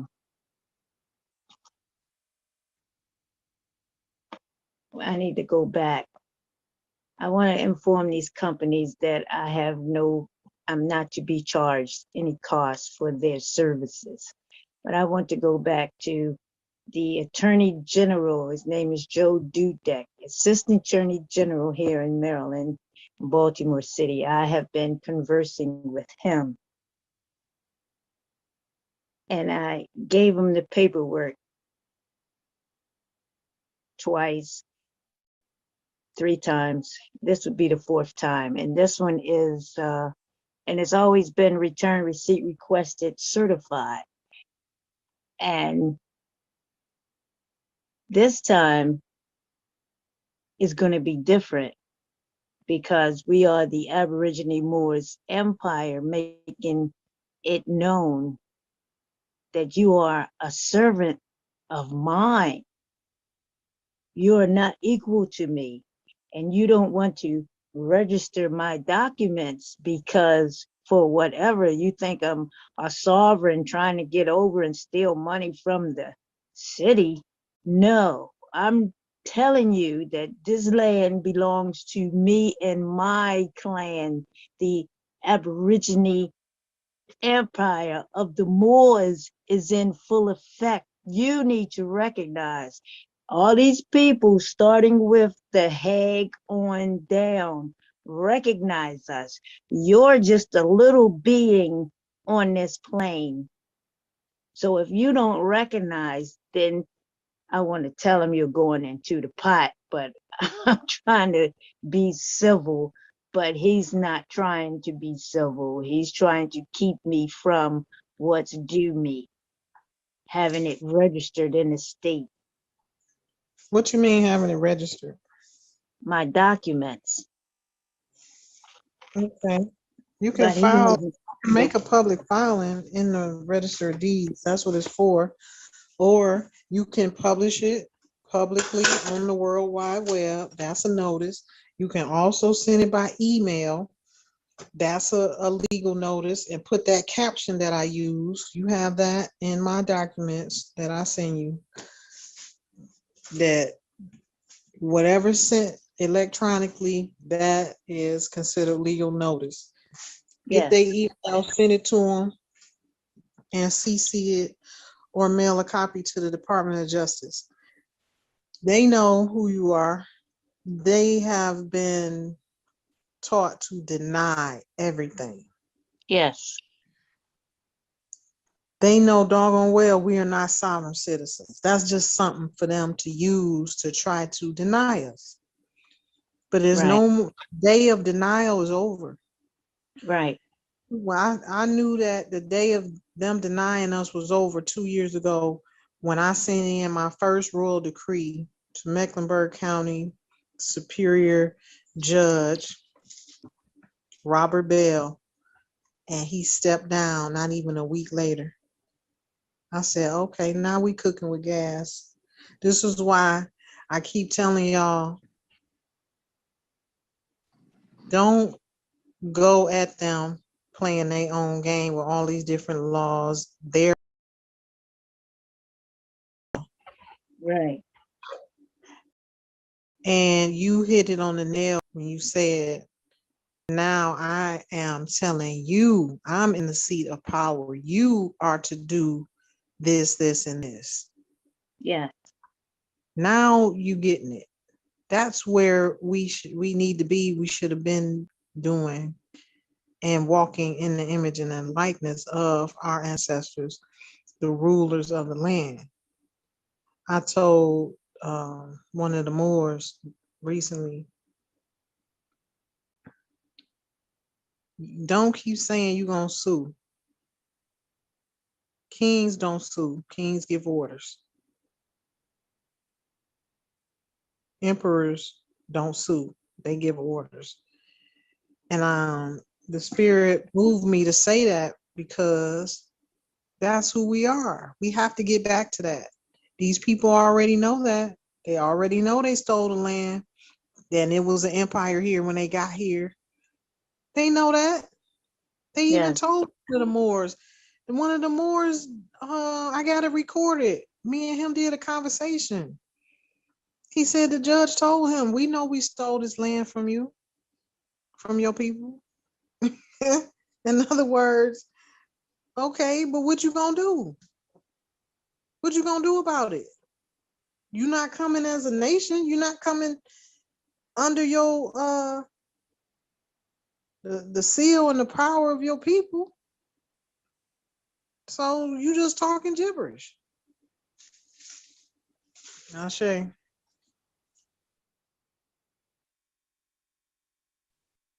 It's the first time I've looked and seen where the spiritual side in this movement is. excuse me, brother, excuse me. I heard you say this is the first time, and the last thing I heard was this movement. So whatever you said between that, I didn't hear. Okay. I said this is the first time me recognizing with this movement that the spiritual aspect of it is as or more important than the church's the spiritual uh, teachings that the Christian church teaches. A lot of us get caught up in that aspect of it. And the one thing that struck me when I first joined the nation after about 3 or 4 months is how we actually are using the science for what it is. To ask them to be destroyed, consumed with love. I mean, you got to be on a level to really understand what's going on with that, because if you're in your feelings, you want them to be destroyed. But that's something for, you know, the ancestors are there to take on the cries of the people that are here. And as the Empress always says, she put it out there and they were consumed that day.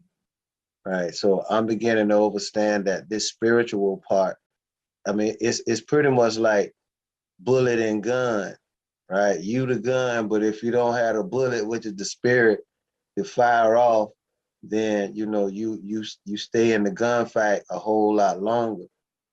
But when you load up your weapon with the spiritual bullets, which is the ancestors, the great spirits, the teachings that, as we say in our prayer, that were handed down, that's when you start seeing things moving. That right now, just looking at just certain things as we've been going over throughout the last couple months, the Queen abdicated, or she's not in Buckingham Palace.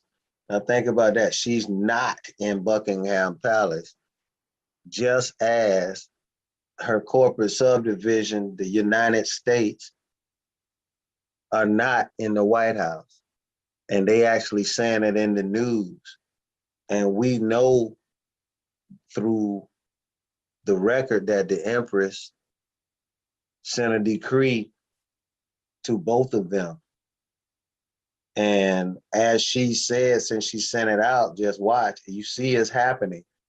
I was actually amazed. I had been hearing it, but when I finally saw it in the news that this cat has not been in the White House since day one, it's not that I didn't believe it, but you get a sense of pride of knowing that it was put out before he was put out. So I'll yield on that. I'm just saying the spiritual aspect. I see the brother DeTavis on the call with the Magis. So I just want to put it out there, brother. The spiritual aspect is very important, because that's where you get your power. Your hands, the way I look at it, my hands are for the war, but I go to the ancestors in the great spirit for the victory. And it's really starting to show benefits tribe wide. And having said that, I yield.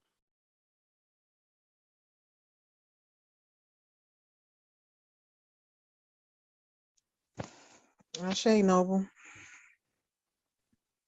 Going back to the history in the 1600s, rainwater.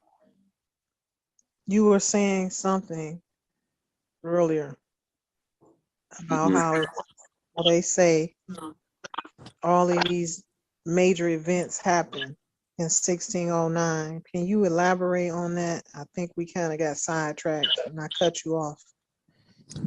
Oh, yeah. I was making the connection with the creation or the transcription of the King James Version and the Jamestown Charter.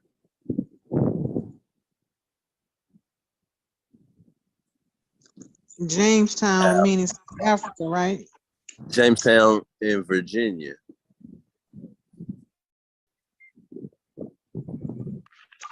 Okay. When I think that was the first place they supposedly came to when they came over here and settled. That was the first place that was settled, was Jamestown, Virginia in 1611. Is what they have written. And the King James Version was in 1609, and that's only 2 years apart.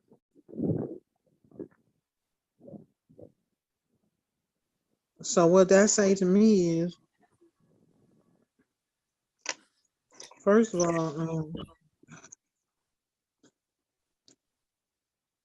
the settlements, the British settlements that they speak about was King Charles first and second, allowing people to come from London, England, over here to their lands that they had claimed over here.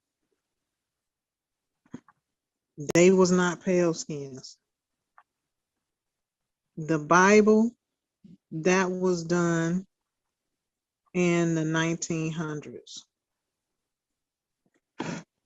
but they put it out, they backdated it, just like they do a lot of the history books.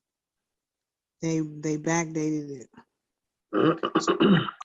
And the heirs couldn't find the right knowledge, just like they never used the last names in the Bible. The reason I divinated about it, so I know it's true, but the reason I noticed before I even divinated is because Africanus Cyprios is the one who they claim conquered Africa. And he was the one going into all of these different ruling fam. Well, he was going into the ruling families of each region, trying to drop his seed. The Tahudis wasn't buying it. He couldn't do that with them. But he did mix in what he changed the name to Egypt. He mixed in. That's why they started getting lighter in the 1900s.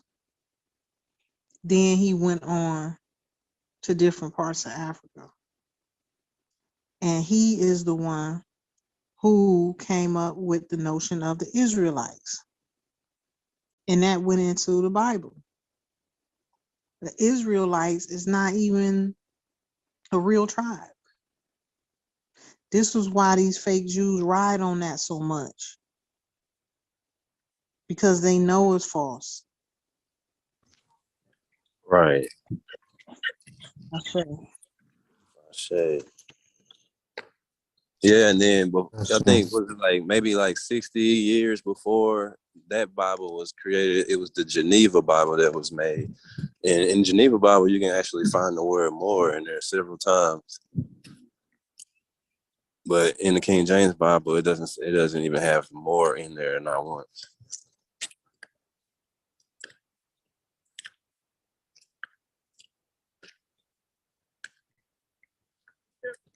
So that means it seems like it was written to kind of ignore us in a way or something. I can't really put my finger on it.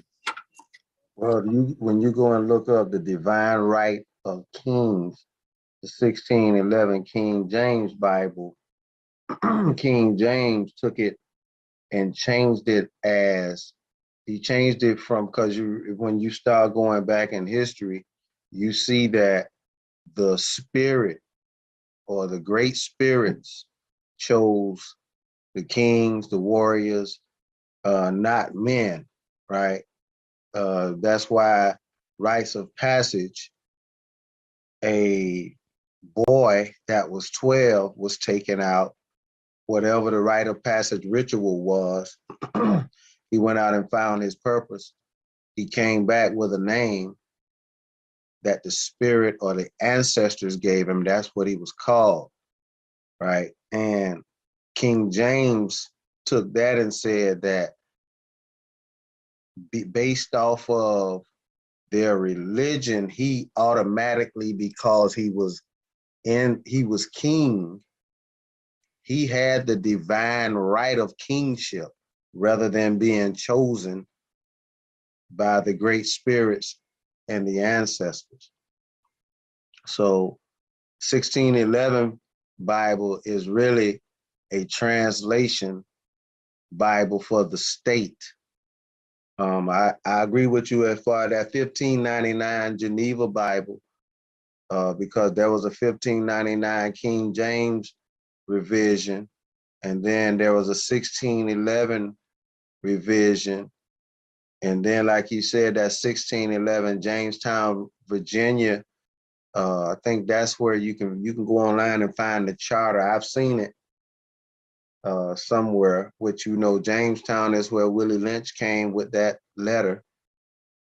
But the divine right of kings is where the King James Version really changed things from the king being chosen and ordained by the prophet, or given the name of by the great spirits, to now we choose the king.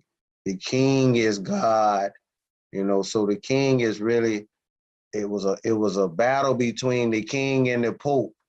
And at that time, the popes had a lot of power. And King James, according to what I read, you know, had to change that because he didn't want to give all the power to the religious right or the religious order. So he changed it and kept it with the state. And then the people looked at the king as far as the divine right of kingship. They looked at him as a god as well. I yield. And of course, that's as I overstand it. Okay. So the King James Version was written by the same people who overthrew the empire. And they wrote it in his name. He set out to write it. They killed him. Well, they ran him to commit suicide doing sorcery. That was his own family. He committed suicide before he could publish that Bible. They made all them revisions and changes and published the Bible in his name.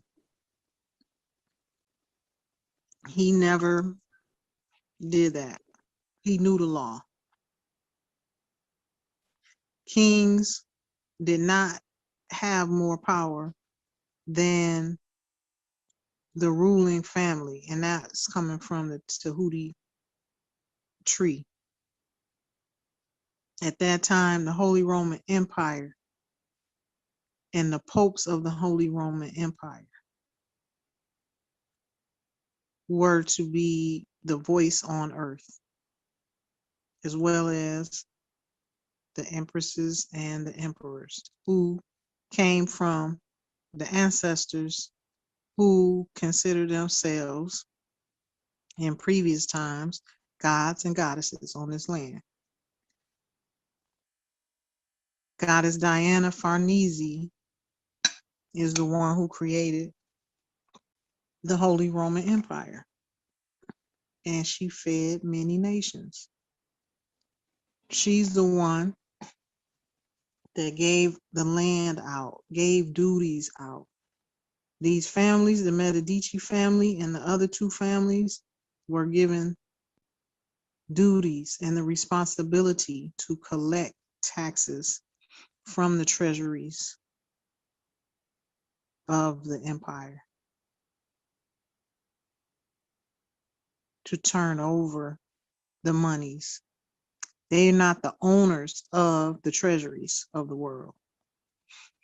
They began to take over after they helped overthrow the empire, and the law was turned over to the males.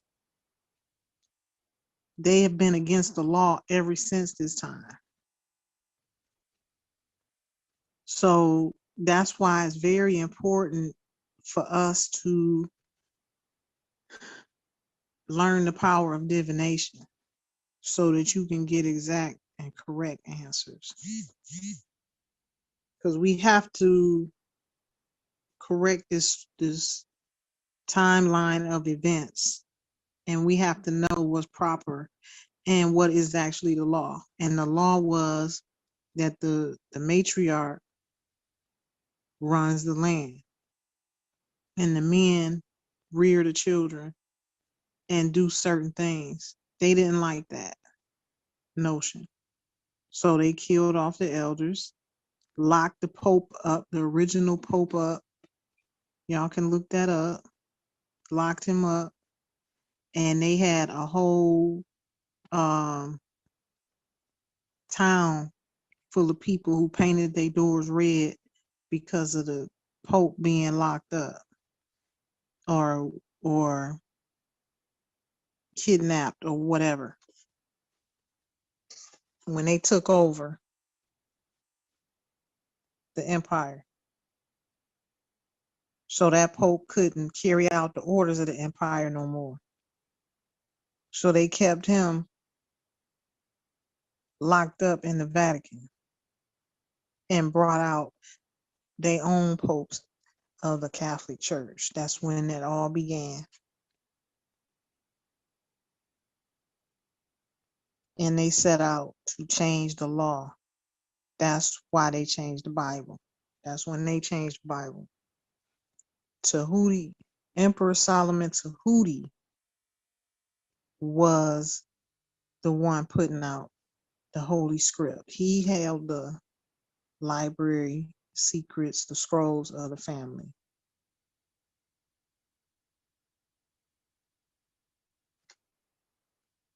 So the law that we have right now is greatly distorted.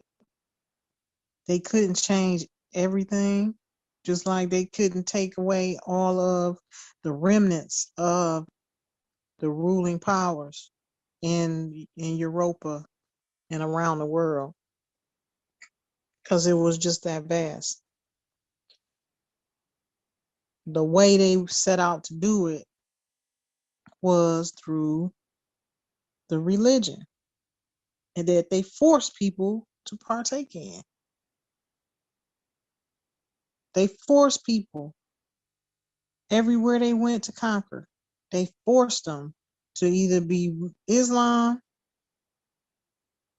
learn Islamism from this book. On the other side of the world, you're going to learn Christianity or you're going to die.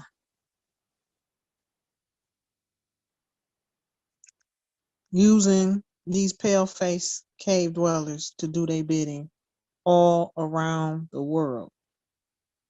This is where the mulatto light-skinned people came from, Morocco. The so-called Middle East is so far from the Middle East. It don't even exist. They made that up. The Middle East don't even exist. That is not the middle of nothing, and it's not East. That was another mind trick that they put on the people so they can lose their way and get further away from the truth as possible. All these pale faces in Africa who are in ruler positions, they were conquered by these cave dwellers. And this Africanus Cyprios his thing was to conquer the royal families, drop his seed in the royal families. So he did that in some parts, like Morocco, Dubai, Sudan,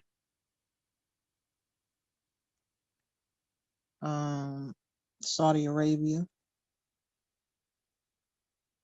Everywhere that you hear a royal family conquer something, that's your indication. You don't have to conquer anything that your family already owned. That's in your bloodline. Ashe, now you.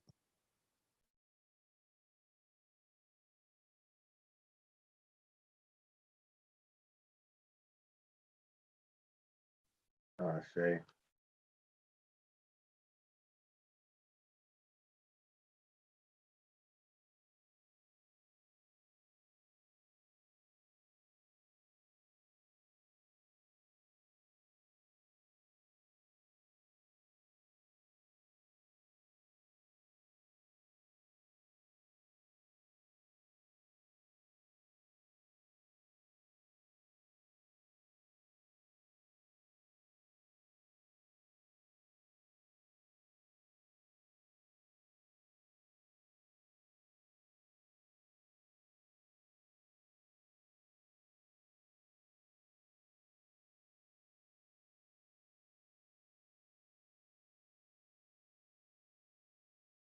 that we need to use. If you're having a conversation with yourself and you need an answer, you need to take time and meditate, call on your ancestors, and pull out your pendulum and get your answer. Have your board with your letters and your numbers, the one that says yes or no, or maybe, or you're right. And that pendulum, which I call a dowser, will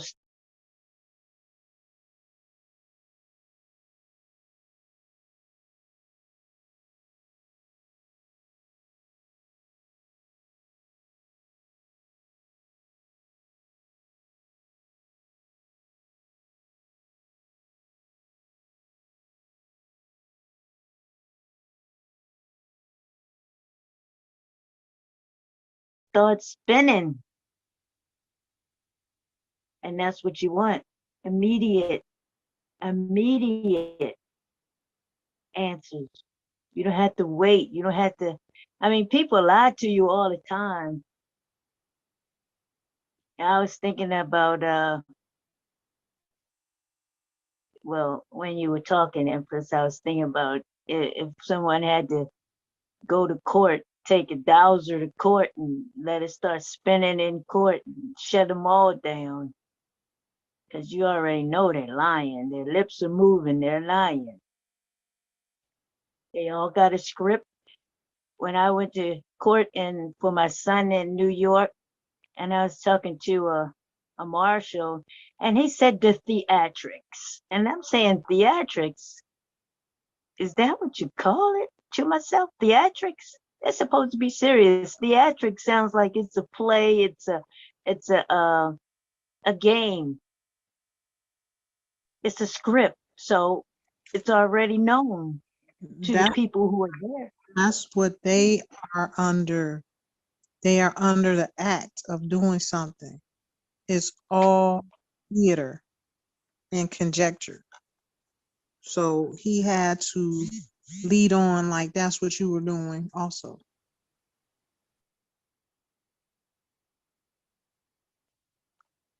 I never heard that before, but I can see it plainly, ever so plainly now.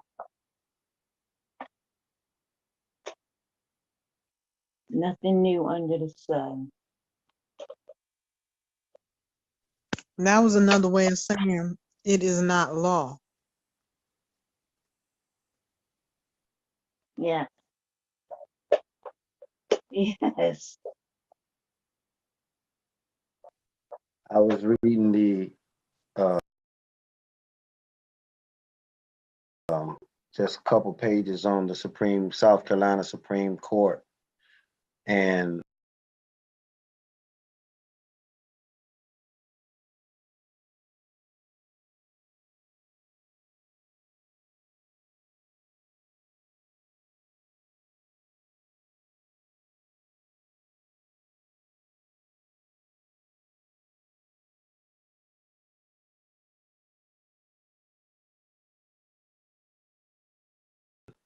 the Chief Justice here is a melanated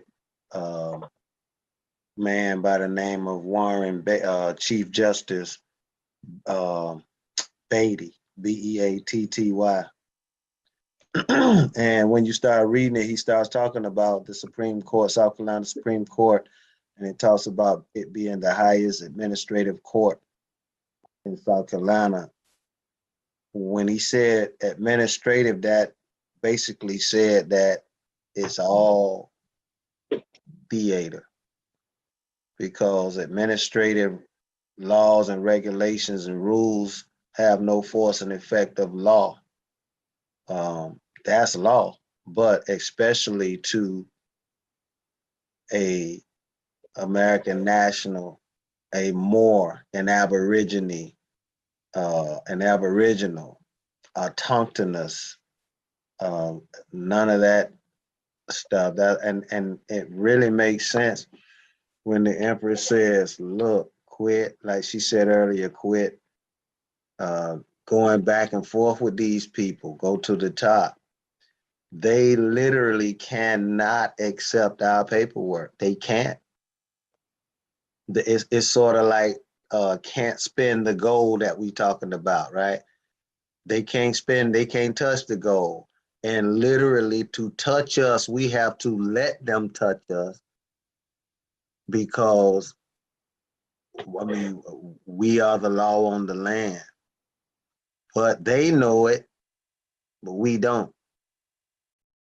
And now we're coming into the knowledge. It's a beautiful thing when you start getting entering over and understanding all at once.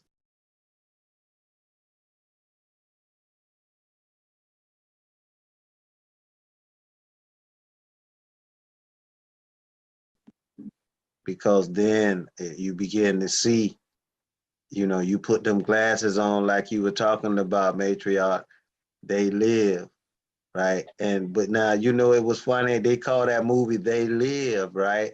And then when you put the glasses on, you saw the mark of death. You know what I mean? That movie, the title was really a mind trick. They live, but then they were like the Walking Dead, but in order to live, they were eating folks. They've been showing us themselves for years in them zombie movies. It's like Empress said, the noble's child was found missing a liver and spleen. That's what in the movies that I've seen, them zombies, they eat the soft organs, liver, spleen, brain. You know what I mean? So it sounds just like, it sounds like it's coming out of a movie, but you read the papers and you start seeing that, I mean, it's happening for real, especially in our communities. I yield.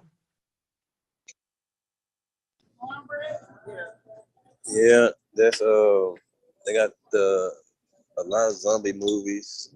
But another thing that stands out to me is Dracula. The drinking of the blood and not being able to handle the sunlight. That's like a direct connection to exactly what they did. And they always make those type of movies. You know what I'm saying? Yeah, Islam. I know what you're saying, and that's the Vlad I was talking about. Dracula. His name was Oh yeah, Vlad Dracula. Yeah, no, his name wasn't Dracula. It was Dracus or Drac something. Are you talking about Vlad the Impaler? They call him Yes. Vlad the Mm-hmm. Impaler, right? Mm-hmm. Yeah, brutal man. Yeah, Peace and love, fam. peace and love. So they Thought make y'all be movies, thought y'all be off by now. movies about it. And I had a brother tell me the other day. He told me his dad was a Freemason. He just learned not too long ago that his dad was a Freemason. And he was telling me that his dad told him that a lot of those so-called Jews, when they make these movies that they make, they put all this stuff in the movies. It's like they having a meeting, and they are passing messages to each other with the movies, so they won't really have to meet up. Yeah, they put stuff in the movies so that they say their hands are clean because they can't say, Yeah. we didn't So they tell send people the messages truth. to each other through television and movies, and it's kind of, and they have keywords and stuff that they all know. They kind of tell them how they should move and like give protocol through the entertainment. And it made me notice, and it shows that that's proven to be true with this COVID operation. How they pretty much put it all in our faces before it happened. They was pretty much planning it on movies and television and everything before they Bart actually Simpson, went into it. And yeah, The Simpsons is perfect. That's a perfect example. they put it in Bart Simpson and cartoons and we call it Pokemon cartoons. It be in all of that stuff. And then Mm-hmm. 5-10 years later, it comes out live. This food shortage is a big one.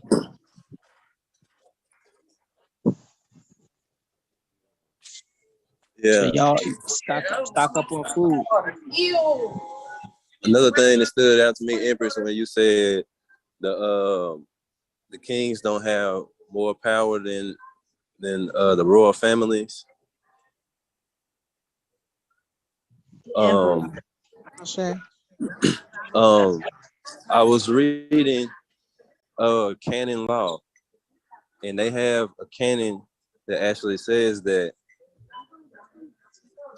So I think that the canon law might be another form of law that we may be able to use against them. We would just have to go through them and see which ones that we could use that will fit, us. But it's a lot of them. It's thousands of them. But it actually said like the sovereign is higher than the king. Yeah, the canons of law. Yeah. Well, the ancestors told me we can write our own law. That's what I do. I was given that in 2017. I started writing the law. The ancestors told me I have the power to do that. So, and every day is becoming more evident to me that that's what I'm supposed to be doing. If you think about it, that's what our ancestors did. Mm-hmm. They had a divine message that came from the spirit realm and they brought it to the planet. That's the law. Ashe. Ashe. I say. Ashe. Ashe. Ashe, Ashe, Ashe, Ashe-wa. And now I'm getting it. And I'm spreading it far and wide. Ashe, Ashe, Ashe. How you doing on that necklace? Well, I finally got a tool to get the copper out without scratching it. I kept scratching it and I said, I don't like this. I need to find something better. Yeah. I finally found the right tool. So I'm ready. I'm Just not let me ready, know. I'm not Let me know finished. when you're ready, and I'll send it to you, Western Union. Western Union. Western Union. Yeah, instead of a Cash App, I don't like messing with that too much. I do Western Union, or I could do a Zelle. I could do Zelle or either one of those, Zelle or Western Union, to get you some money. Sounds great. And I was thinking snail mail to get it there too.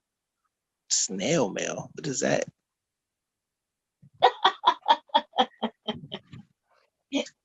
They're coming up with all these different apps. It's not an app, boy. It's old fashioned. Like talk about a postal mail, post office. Yeah, I could do that too. Yeah, post office, FedEx. What's the other one? The yellow one. I can't even think of the name. God, What is it? God, guaranteed overnight delivery. It's a yellow and the letters are in red, I think. It's a DHL. yellow. Say it again. DHL. DHL. Yeah. I only used them a couple of times. Somebody actually came online and asked me to get them a hotel room. I ain't never met this person in my life. They said, get me a hotel room. I said, who are you? And they said, I need you to get me a hotel room. I'm like, who are you? I never met him before. You know, so who this person to ask me to get them a hotel room? I No, but never did find out who it was. we recording. Oh, okay. Make your commentary information worthy. Well,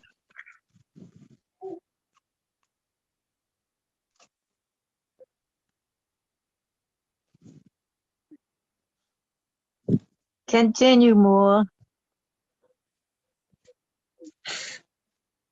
I can't continue because I have too many jokes. This is a serious. Empress Don't said it has, stop again. recording. I tried to dead that real smoothly. Say something worth us hearing, Ernest Earl, please. Okay.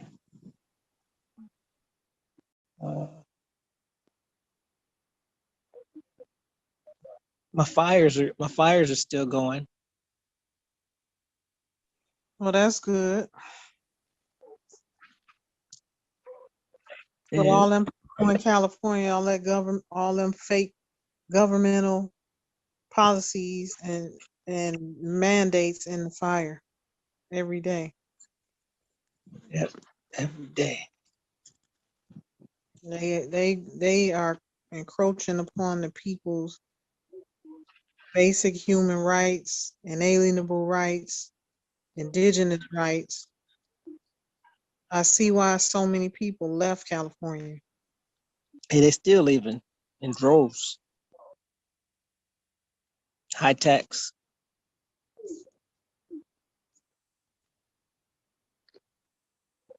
I noticed a lot of people moving to Texas. South Carolina too. Last I year, think it's South Carolina was the number one according to their statistic, the number one state with transplants, folks coming from other places, other states. they pay property tax. Oh yeah, they pay it here, Oh, but it's one of the lower in the 50 in the United States. Plus you got gun rights. Plus, if you live in the county, you can shoot, burn. I mean, it's pretty much, wide open here. They don't come out. Like if you got no trespassing on your property, four corners, the sheriff know pretty much don't be coming up all crazy, so you got some fortitude as far as the customs of the community. Folks just don't play too much. Not saying that they won't. I'm just saying out this way, man, we pretty much like today I was at a partner of mine's house and somebody was busting up. I knew it was M249, bro. I done shot it. You know what I'm saying? And that, pop, pop, pop, pop, pop, pop. I mean, it was, and it wasn't no ox. I know what that ox sound like too. It sounded like an M249 that saw, you know. Over here, somebody sound like they got a 240, and it's just we got some. I mean, we got some auto stuff out here, bro. So yeah, because it's they like, changed that law yeah, saying that you can have anything, whatever you can fire, you can have it. There's no more ban on any type of weapons. None. They when trying The to get judge. they trying to get prepared for these Aborigine Moors that's coming back for their land. well, I Yeah, know the judge removed it. last month they came out. What they trying to do with this bill? I'll find it and post it. But with this $3.5 trillion bill they trying to pass, within it, there's a provision that says that any soldier that comes back to the United States from war can't own a firearm. Think about that, bro. So now the ones who actually know what to do with them, they don't allow Yeah, them to have them. That ain't gonna fly. That ain't gonna pass. I know, bro. I know it's not. I know it's not. They crumbling. I'm telling you, Yeah. when you look at what happened in Afghanistan and what's going on right now, this cat, I don't think he really know how to handle those decrees coming from the Empress. It's actually crumbling. This dude has not been in the White House, man. They may as well paint it black. Yeah. You know what I mean? Oh, you older, you in my age. You remember when George Clinton came out with "Let's paint the White House black"? Yeah. Yeah, they may as well go ahead on and paint it, man. You know? Yeah. It's these crazy laws, man. Yeah. Not even law. No, it's not law, it's legalities. And George Washington brought that into effect when he said that this country ought to be called United States of America through legislation. So legislation, legalities, all of them come together to know that it's de facto. Let you know in there. I yield.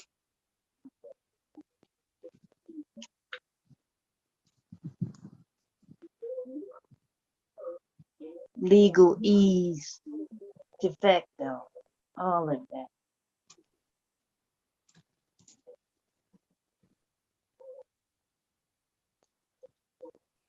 I'm looking at your fires, LMK, man. Your fires done changed, bro. And I can say that because we see them so much, right? Right now, man, your fires starting to look like staffs and you know, it's like a power thing now, bro. You know, I mean, you can look at them now, and each time I see your frames, you know, the flames are more. It's like more energy, more power now. I like it. Did you I change think ingredients? it's nope. Same. I think it's because it's windy out here. So it was windy the other day when you put those up.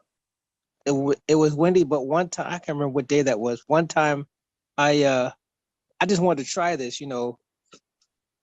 I just wanted to see what would happen, and y'all ain't gonna believe me, but I'm gonna tell you anyway. Uh, I told the wind to be still, and I swear it was about at least maybe to 8 to 10 seconds. Everything went silent. I thought I went deaf, and the wind stopped. And then as soon as I kind of realized what was going on, it started back up. That was scary, man.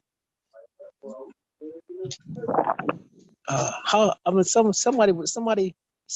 I told somebody that was on there. I don't know who that was. Was that you, AAA? I think it was. I think it was you that I told That right when it sounds happened. familiar. Yeah, I read it too. It was in the day. It was during the daytime though, but it was man. Yeah, I thought I was going crazy because I thought I went deaf because everything just.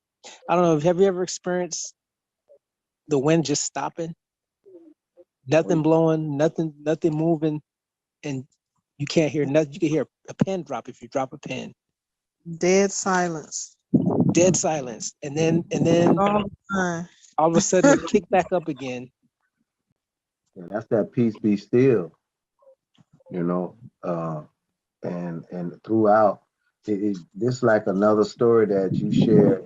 I remember you talked about the accident and you could see it was like you see yourself and you were outside of yourself and you could see like a vehicle going through your truck but nothing happened. You was Oh yeah, man, that was freaky. Oh my well, gosh. that's your stories. You know, I've been doing some reading on one of the gifts we used to use was with an organ called the barotheric gland. You know, we talk about the pineal gland all the time, but there was a barotheric. Look that up. I think it's Barrett, Baratary. Barrett, Barotheric. I think it's Pituitary. BARA. Say again, Empress? Pituitary? No, barotheric gland. Hold on a second. I'm gonna look it up. But that gland allowed us to transcend time. You read the story of Jonah and the well. It say he transcended, I think, a 5 days journey in a day. You look at some of the stories where the nobles were in trouble and they hid themselves in plain sight. The story of Lot, when the folks was coming at him, the men were blinded. He was right in the mix and they got away. Hold on, I'll pull it up. Hold on. Before I forget, Nobles, send me those news articles of these happenings around the country. The young man that was found without his organs, and any other news that you find like that, and a lot of the missing numbers of people, the natives and indigenous people missing. Yeah, I see those all the time. You need to send me that information because I'm Okay. going to compile some documents.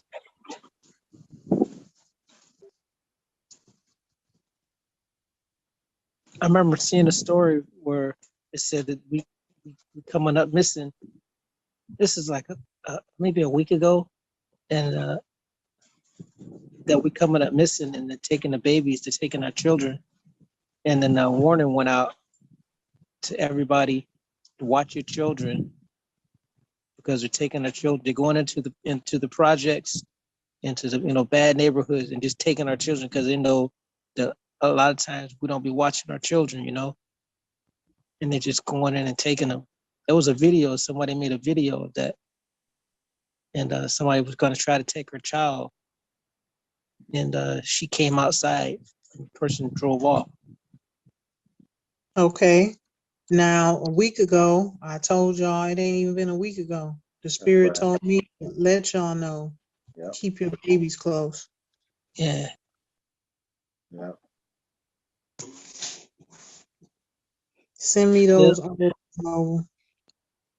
We have to start working on this situation with these cave dwellers. They're getting desperate. This is their last leg. So whenever you fight against the demon, they come back with 7 heads. That's where they at right now. They're fighting to stay alive.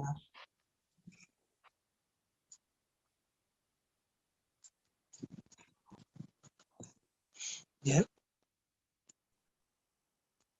And might be homeschooling my children too, because they're talking about giving the kids shots. I said, excuse my language, and I'll just say BS.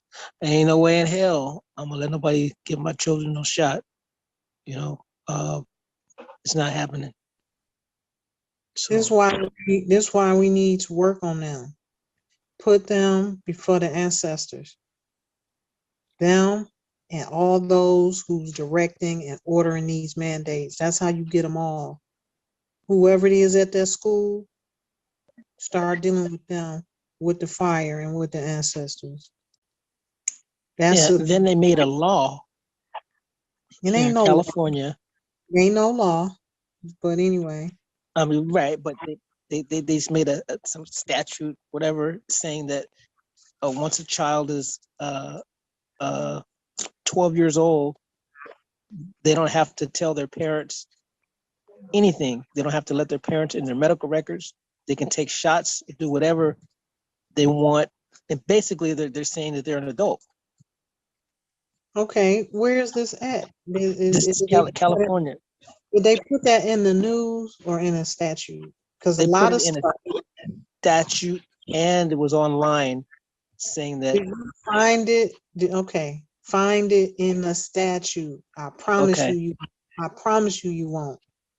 All of this stuff is being done by the elites that's running California. Ain't no Biden didn't order none of that stuff. Okay. It's not no legislation regarding that. They are on their last leg, and these vampires in California, Walt Disney, Hollywood friends, is trying to stay alive, and they want them dead bodies. That's what it's all about.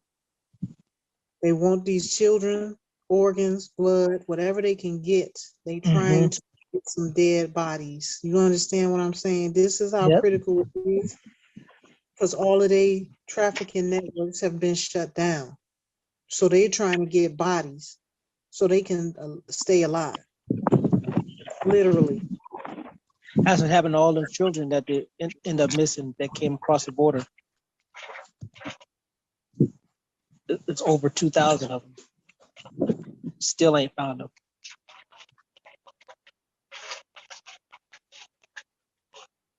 And each one of these cave dwellers, they have to consume one indigenous body per year. So if it's 500,000 of them here, 500,000 of our people at least is going to be missing or more. And that's exactly what's been happening. But the spirit has let me know that our rituals are working. We have to keep these people, these pale-faced cave dwellers, in the fire. It's not we don't even have a choice. We need the help of the ancestors to deal with this monster. Ashe.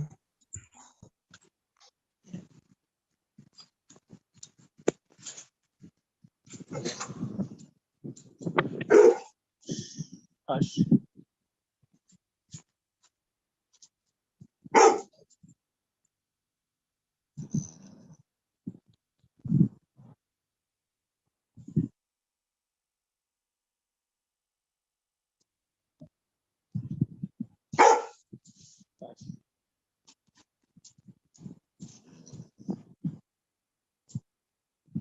I'm gonna go inside. It's getting cold out here.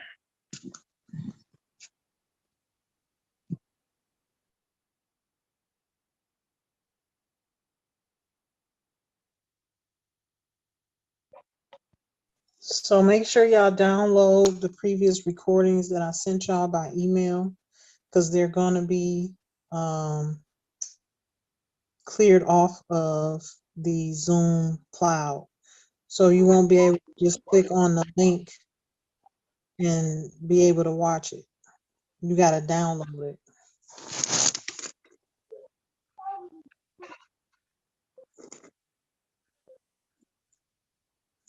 Okay, I'm working on that now, Empress, because I did it wrong.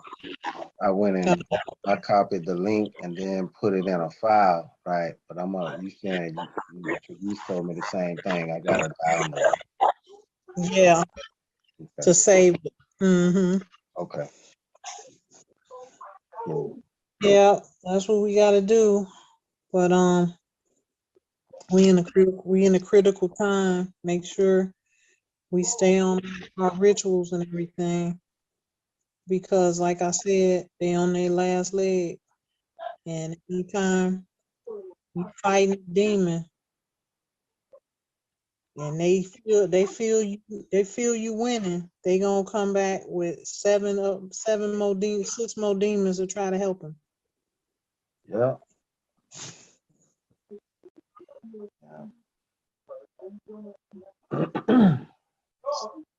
So that's why we need protection around our properties, around our domicile, to ward them off. I'm trying to tell you. My door jammed. I came home a couple days ago. My door lock was jammed. Somebody tried to come in here. The ancestors got on them, and they little tool got stuck in my door. Yeah, I guess they was gonna come in here and wait on me. I had left to go to the store. So I tell y'all the power of the ancestors. It ain't no joke. The power that we can invoke. And I want y'all to practice that.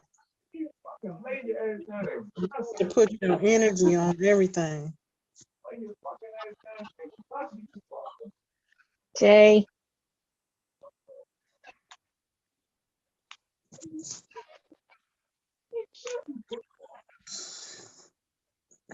You all right over there? Ain't nobody fighting the no, matrix? Oh, okay. just two. Okay.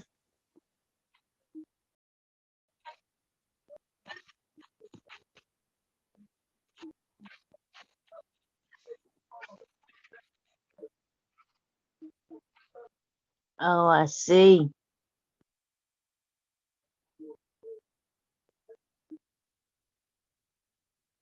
They came to your house and left they too.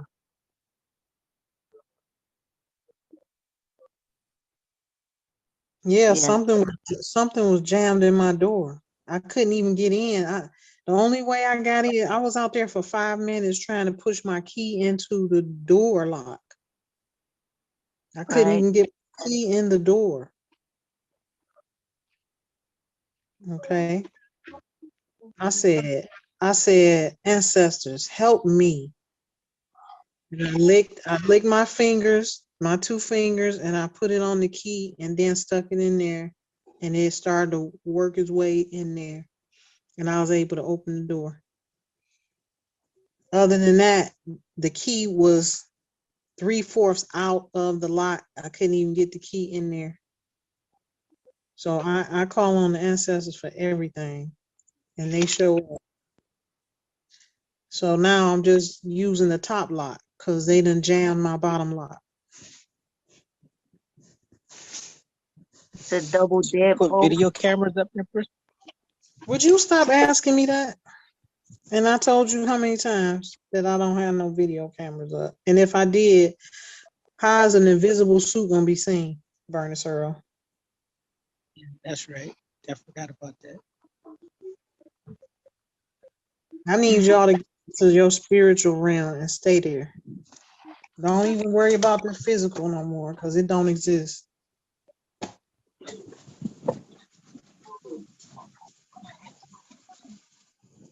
Got you.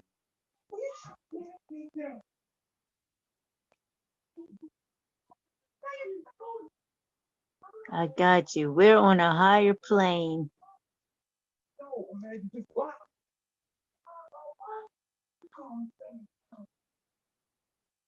We're on a higher plane.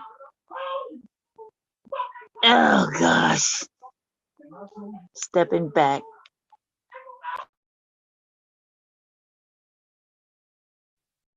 Hey, Empress, this message you got in the chat to the Tavis, what is that used for?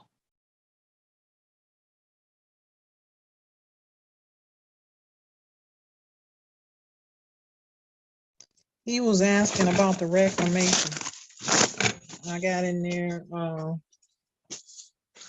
or one of those notices that comes in your reclamation package where it says the registered number at the top, and it's a blank. It's blank. I was just telling him to get a certified receipt and use that and put it in there and mail it out. Okay. So I get the receipt from the post office. Yeah. You know how they have the receipts, the green and white receipts in there? With a green and white Oh yeah, form. Yeah. the fill out. Yeah. Just take 1 or 2 of them and take it with you or write it in there before you mail out the letter. And keep you a copy of it so you can have that for your records. And if you Okay. need it, The line before 2019, what I put right there. The line before 2019, what does it say?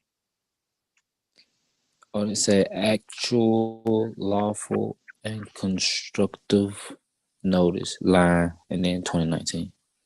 Oh, that's when I created it. Just put a date in there. It was written in 2019. Okay.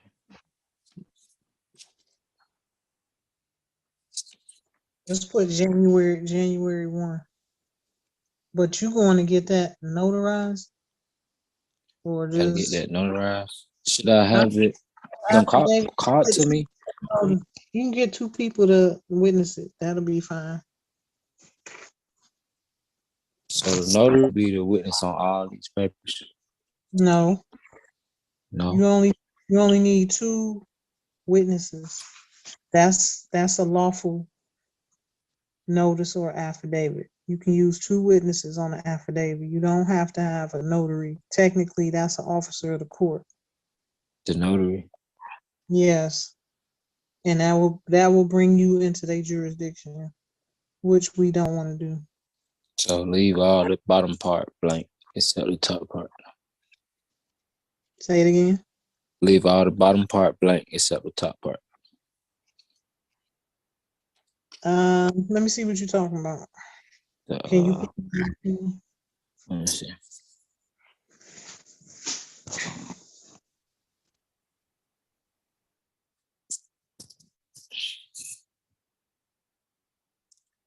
How you do a flip your camera?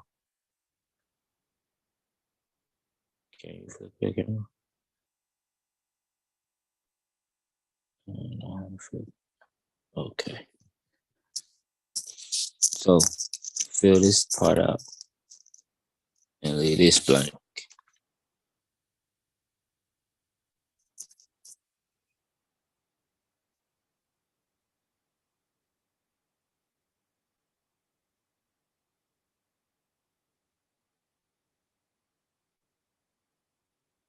Okay, so this one has the disclaimer on it. You see where it says using a notary is not going to enter me into a foreign jurisdiction. You Yes, can ma'am. use a notary, and that caption, that statement will cover you that you're not being entered into a foreign jurisdiction. But on your reclamation, just use 2 witnesses. Okay. So fill this out completely. And Yeah. notary. Fill Should I completely. should I have this notary come to me or do this at the post office? Wherever a notary is, we'll go to the bank. Okay. Anywhere a notary is fine. As long as it's a notary.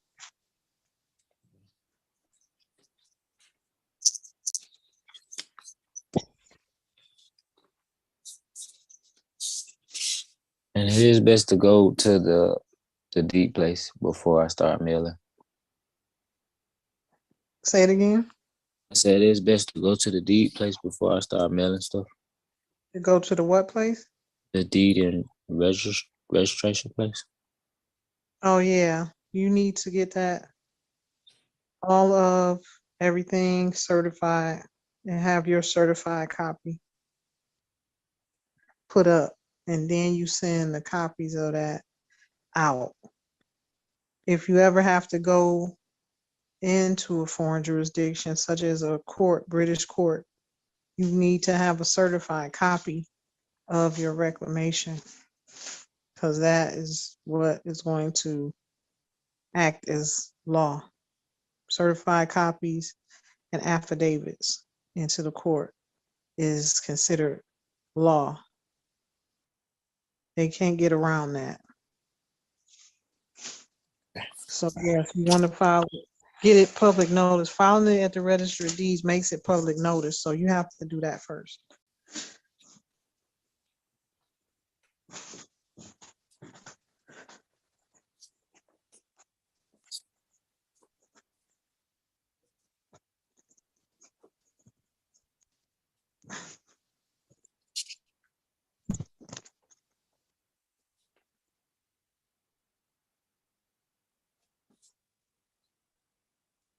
And on my hold up.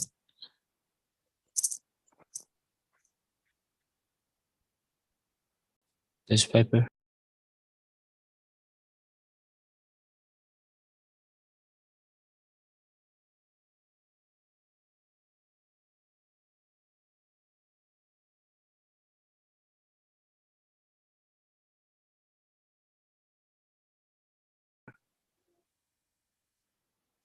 Your reclamation Yeah. This date. is dated. No, I'm saying, what date do you want me to put there? The date you received it is fine. Okay. And it's best to type this or write everything that I just asked you. You can write it. You can write it in. Make sure if you can't write legible, have somebody write it that can write legible and neat.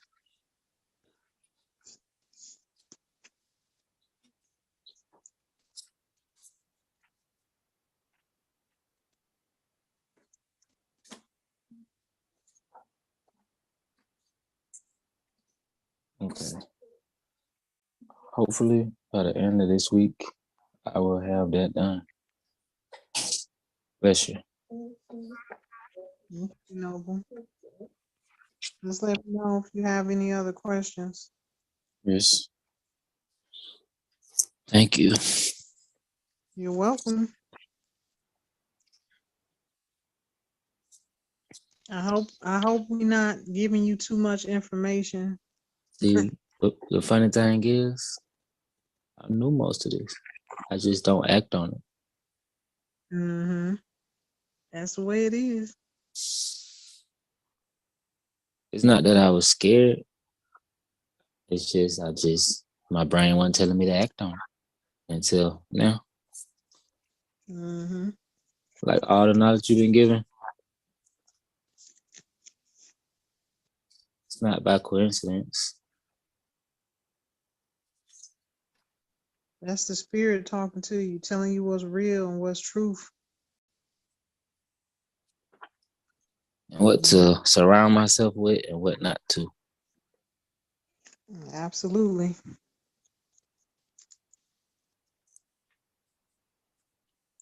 We all can receive this truth if we sit still and ask for it and stop following all this nonsense going on around us meant for a distraction.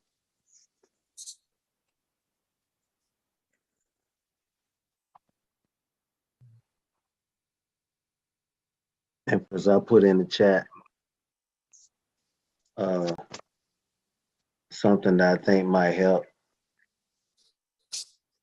But basically it's I got it from Cornell Law, Rule 4.1, complaint, warrant, or summons.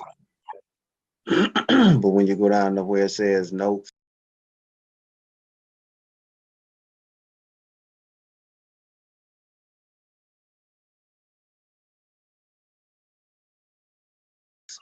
the new rule 4.1, it says new rule 4.1 brings together in one rule. You see it? By telephone, for real? Hey, listen, yes, faxing, telephone, and, Reliable electronic and means.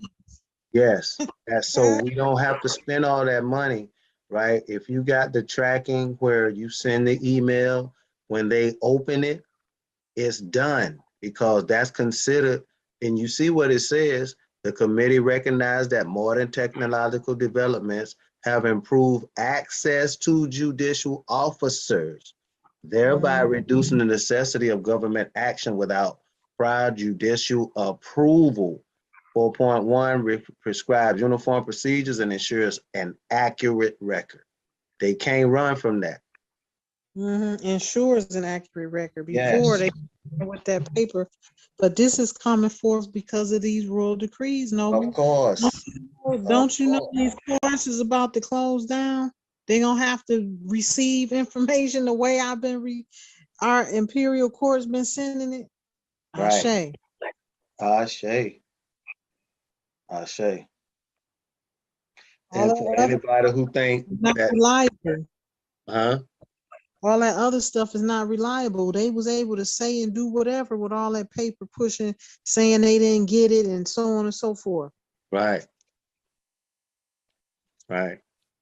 Hmm. Yeah, it's over for them. These Yeah. courts about to close down. It ain't gonna be no brick and mortars. They gonna have to do it this way. Yeah. And the Warrant. Look, laws. warrant. Didn't you see I sent out a warrant? Oh yeah. And see, that's what I'm saying. These laws are written for us. They got us thinking, they got the masses thinking these laws are against you, right? They got you thinking positive law is good law, negative law is good law, actually, right? This is negative law.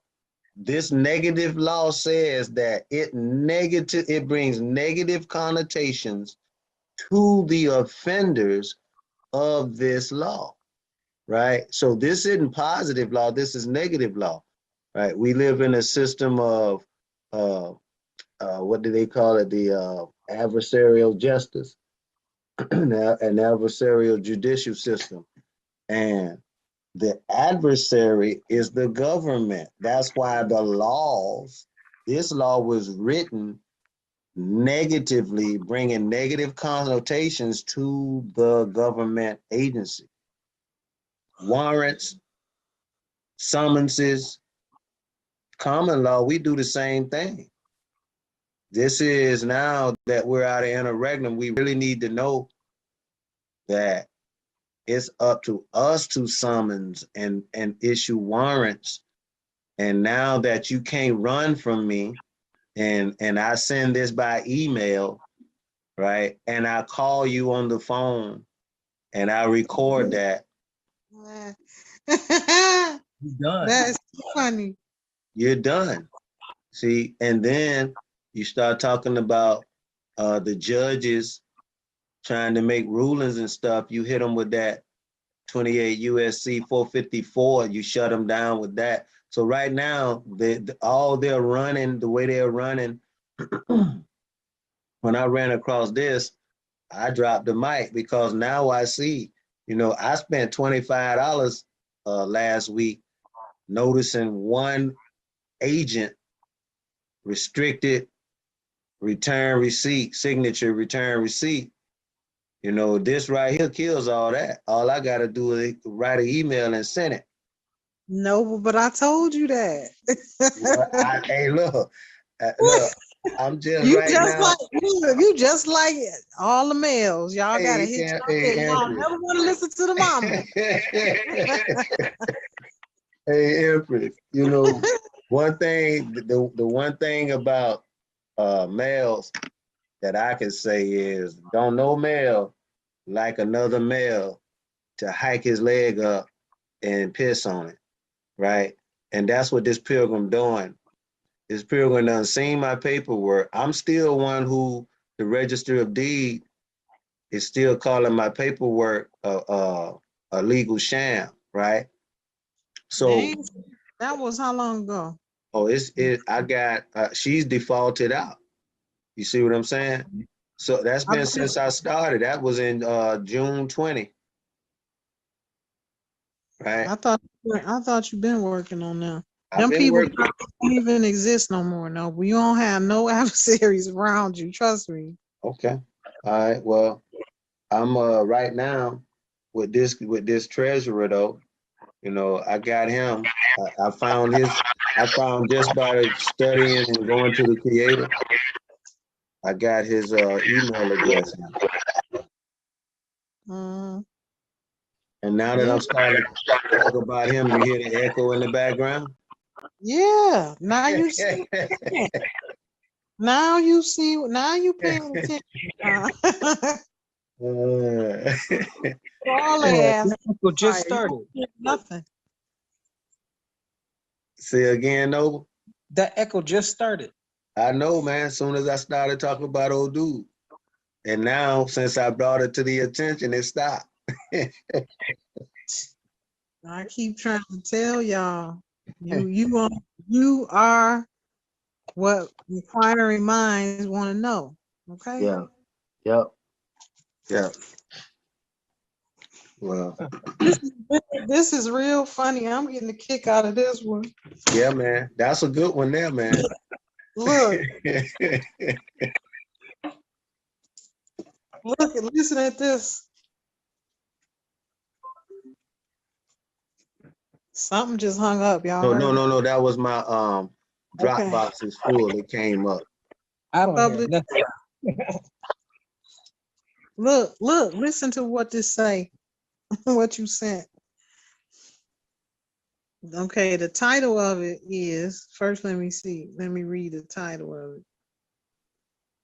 The title of this is Rule 4.1, complaint warrant or summons by telephone or other reliable electronic means. Yeah. Then the spirit led me straight to this part. Let me read this. Changes made to proposed amendment released for public comment. Published subdivision. A. Refer to the action of a magistrate judge as, quote, deciding whether to approve a complaint, end of quote. To accurately describe the judge's action, it was rephrased to refer to the judge, quote, reviewing a complaint, end of Yeah. quote. Yeah. See, they was Yeah. over they bound and they just changed it to rephrase what it actually should be, that the judge is just reviewing the complaint, not deciding whether to approve the complaint, taking their powers away. Like they should have never had all of these powers. Mm-hmm. Place. Mm-hmm. It's interesting. But see, in this whole writing, what I took from it is again, you can a magistrate is a magician, right? So he has no force and effect of any authority, right? So since that's the case, when they start talking about the magistrate and his powers or his duty, they're talking to me because this cat has no a magistrate judge may consider information communicated by telephone or other reliable electronic means when reviewing a complaint or deciding whether to issue a warrant or summons. So that means this magistrate we already know is on the lower level of the court. You don't even have to have a degree or anything, right? Procedures. If a magistrate judge decides to proceed under this rule, the following procedures apply. Taking testimony under oath, the judge must place under oath any and may examine the applicant and any person on whose testimony the application is based, creating a record of the testimony and exhibits.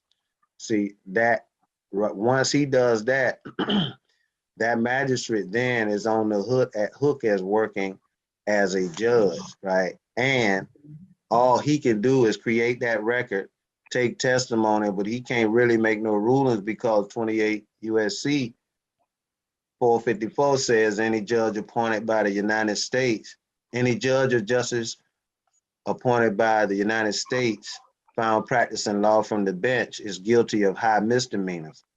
So when you start looking at his duties as it pertains here, his hands is tied. The only thing he can do is create a record, take that phone call, that email, or that fax, listen to the other side, and then if you go in and that other side is the state, i.e., a sheriff, a deputy, a persecutor, then you shut him down with Transit versus Pagliaro. Where's the witness? Show the claim, and where's the witness? So I think with this 4.1, if everybody use this, I think this will help us out. We just now gotta find emails and fax numbers. I think once we get that, we can pass that out, and we start just sending decrees because I got his. Now I'm fixing to start sending him decrees because I got the email. You see? So that's my contribution to this thing tonight. Hopefully it'll help somebody, you know. Ashe. I should. I say, could you give that That's case name again, please? Trenzy, I'm putting TR. Okay, yeah, I'll put it in the chat. Hold on. put in the group, Noble. Okay. Also, Yeah, I will. Let's see.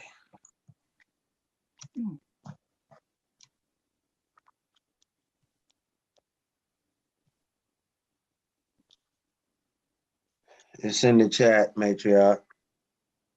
Thank you. So,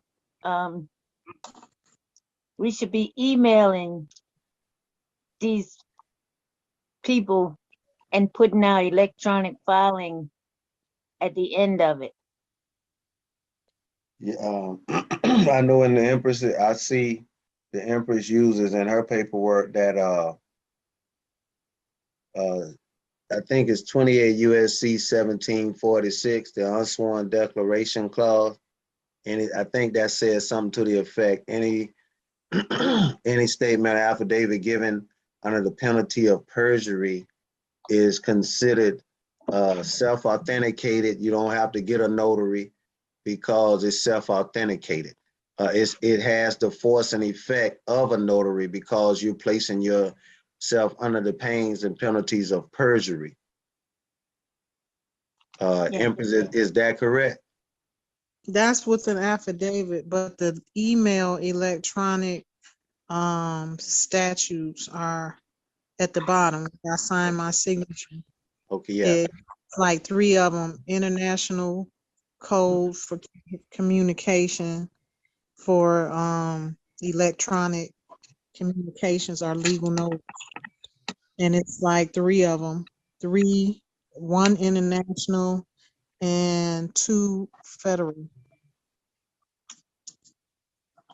So for like what the table is talking about,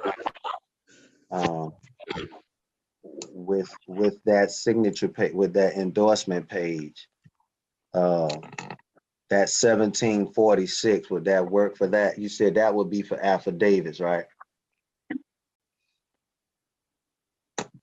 Say it again, Noble.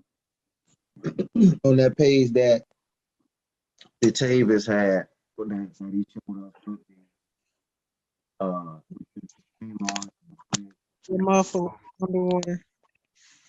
okay, it says that the use of a notary does not, you know, the one that you put the disclaimer on where you use a notary doesn't put you in the jurisdiction.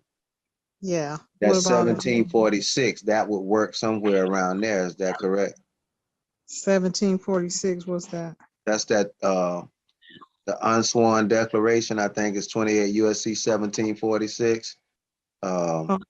Yeah, Okay. on the same lines. Okay. But this one, I came up with that disclaimer in the event we had to get a notary. Okay. The notary is only used for identification purposes only, not to be putting us into any foreign jurisdiction. Okay.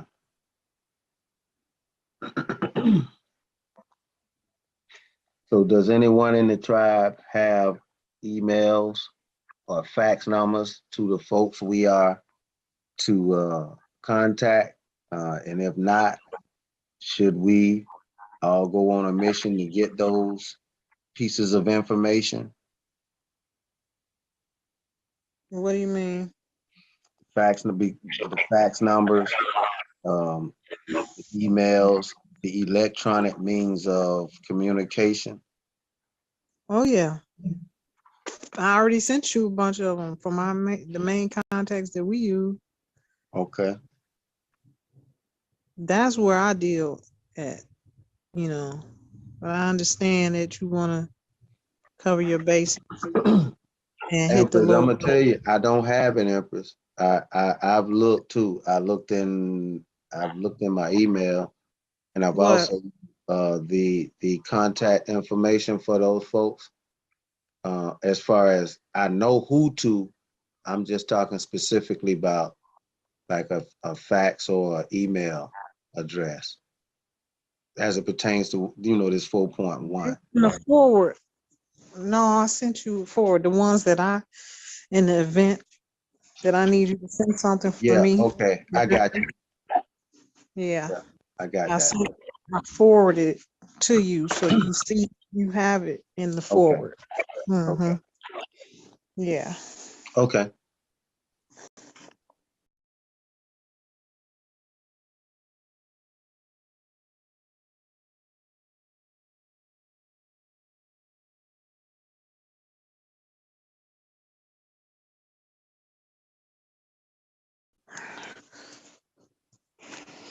So you good, Datavius? You got everything clarified? Is he still there? Yeah, I'm still here. Okay. I'm writing, Okay. going over stuff. And he said cover page.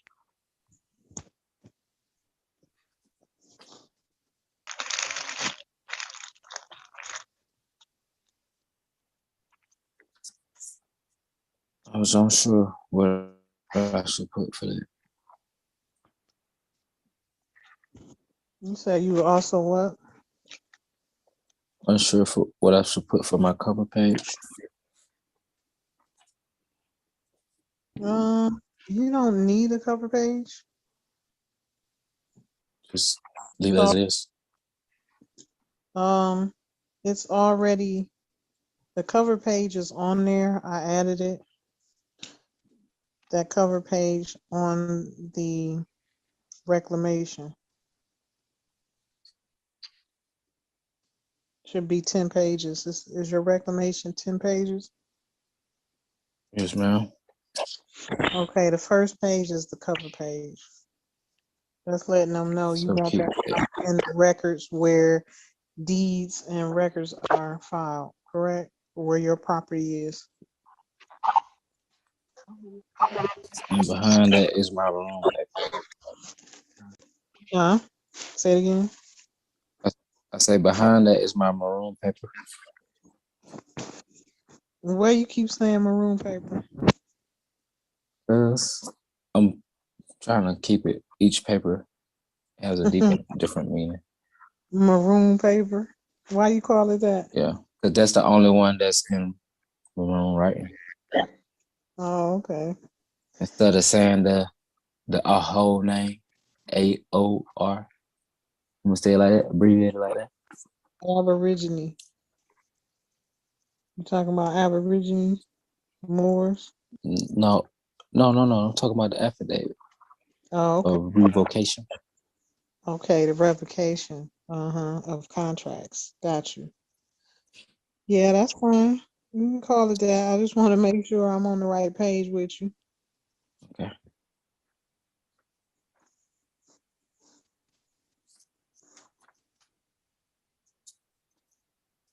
So I'll put that as my page behind my cover page.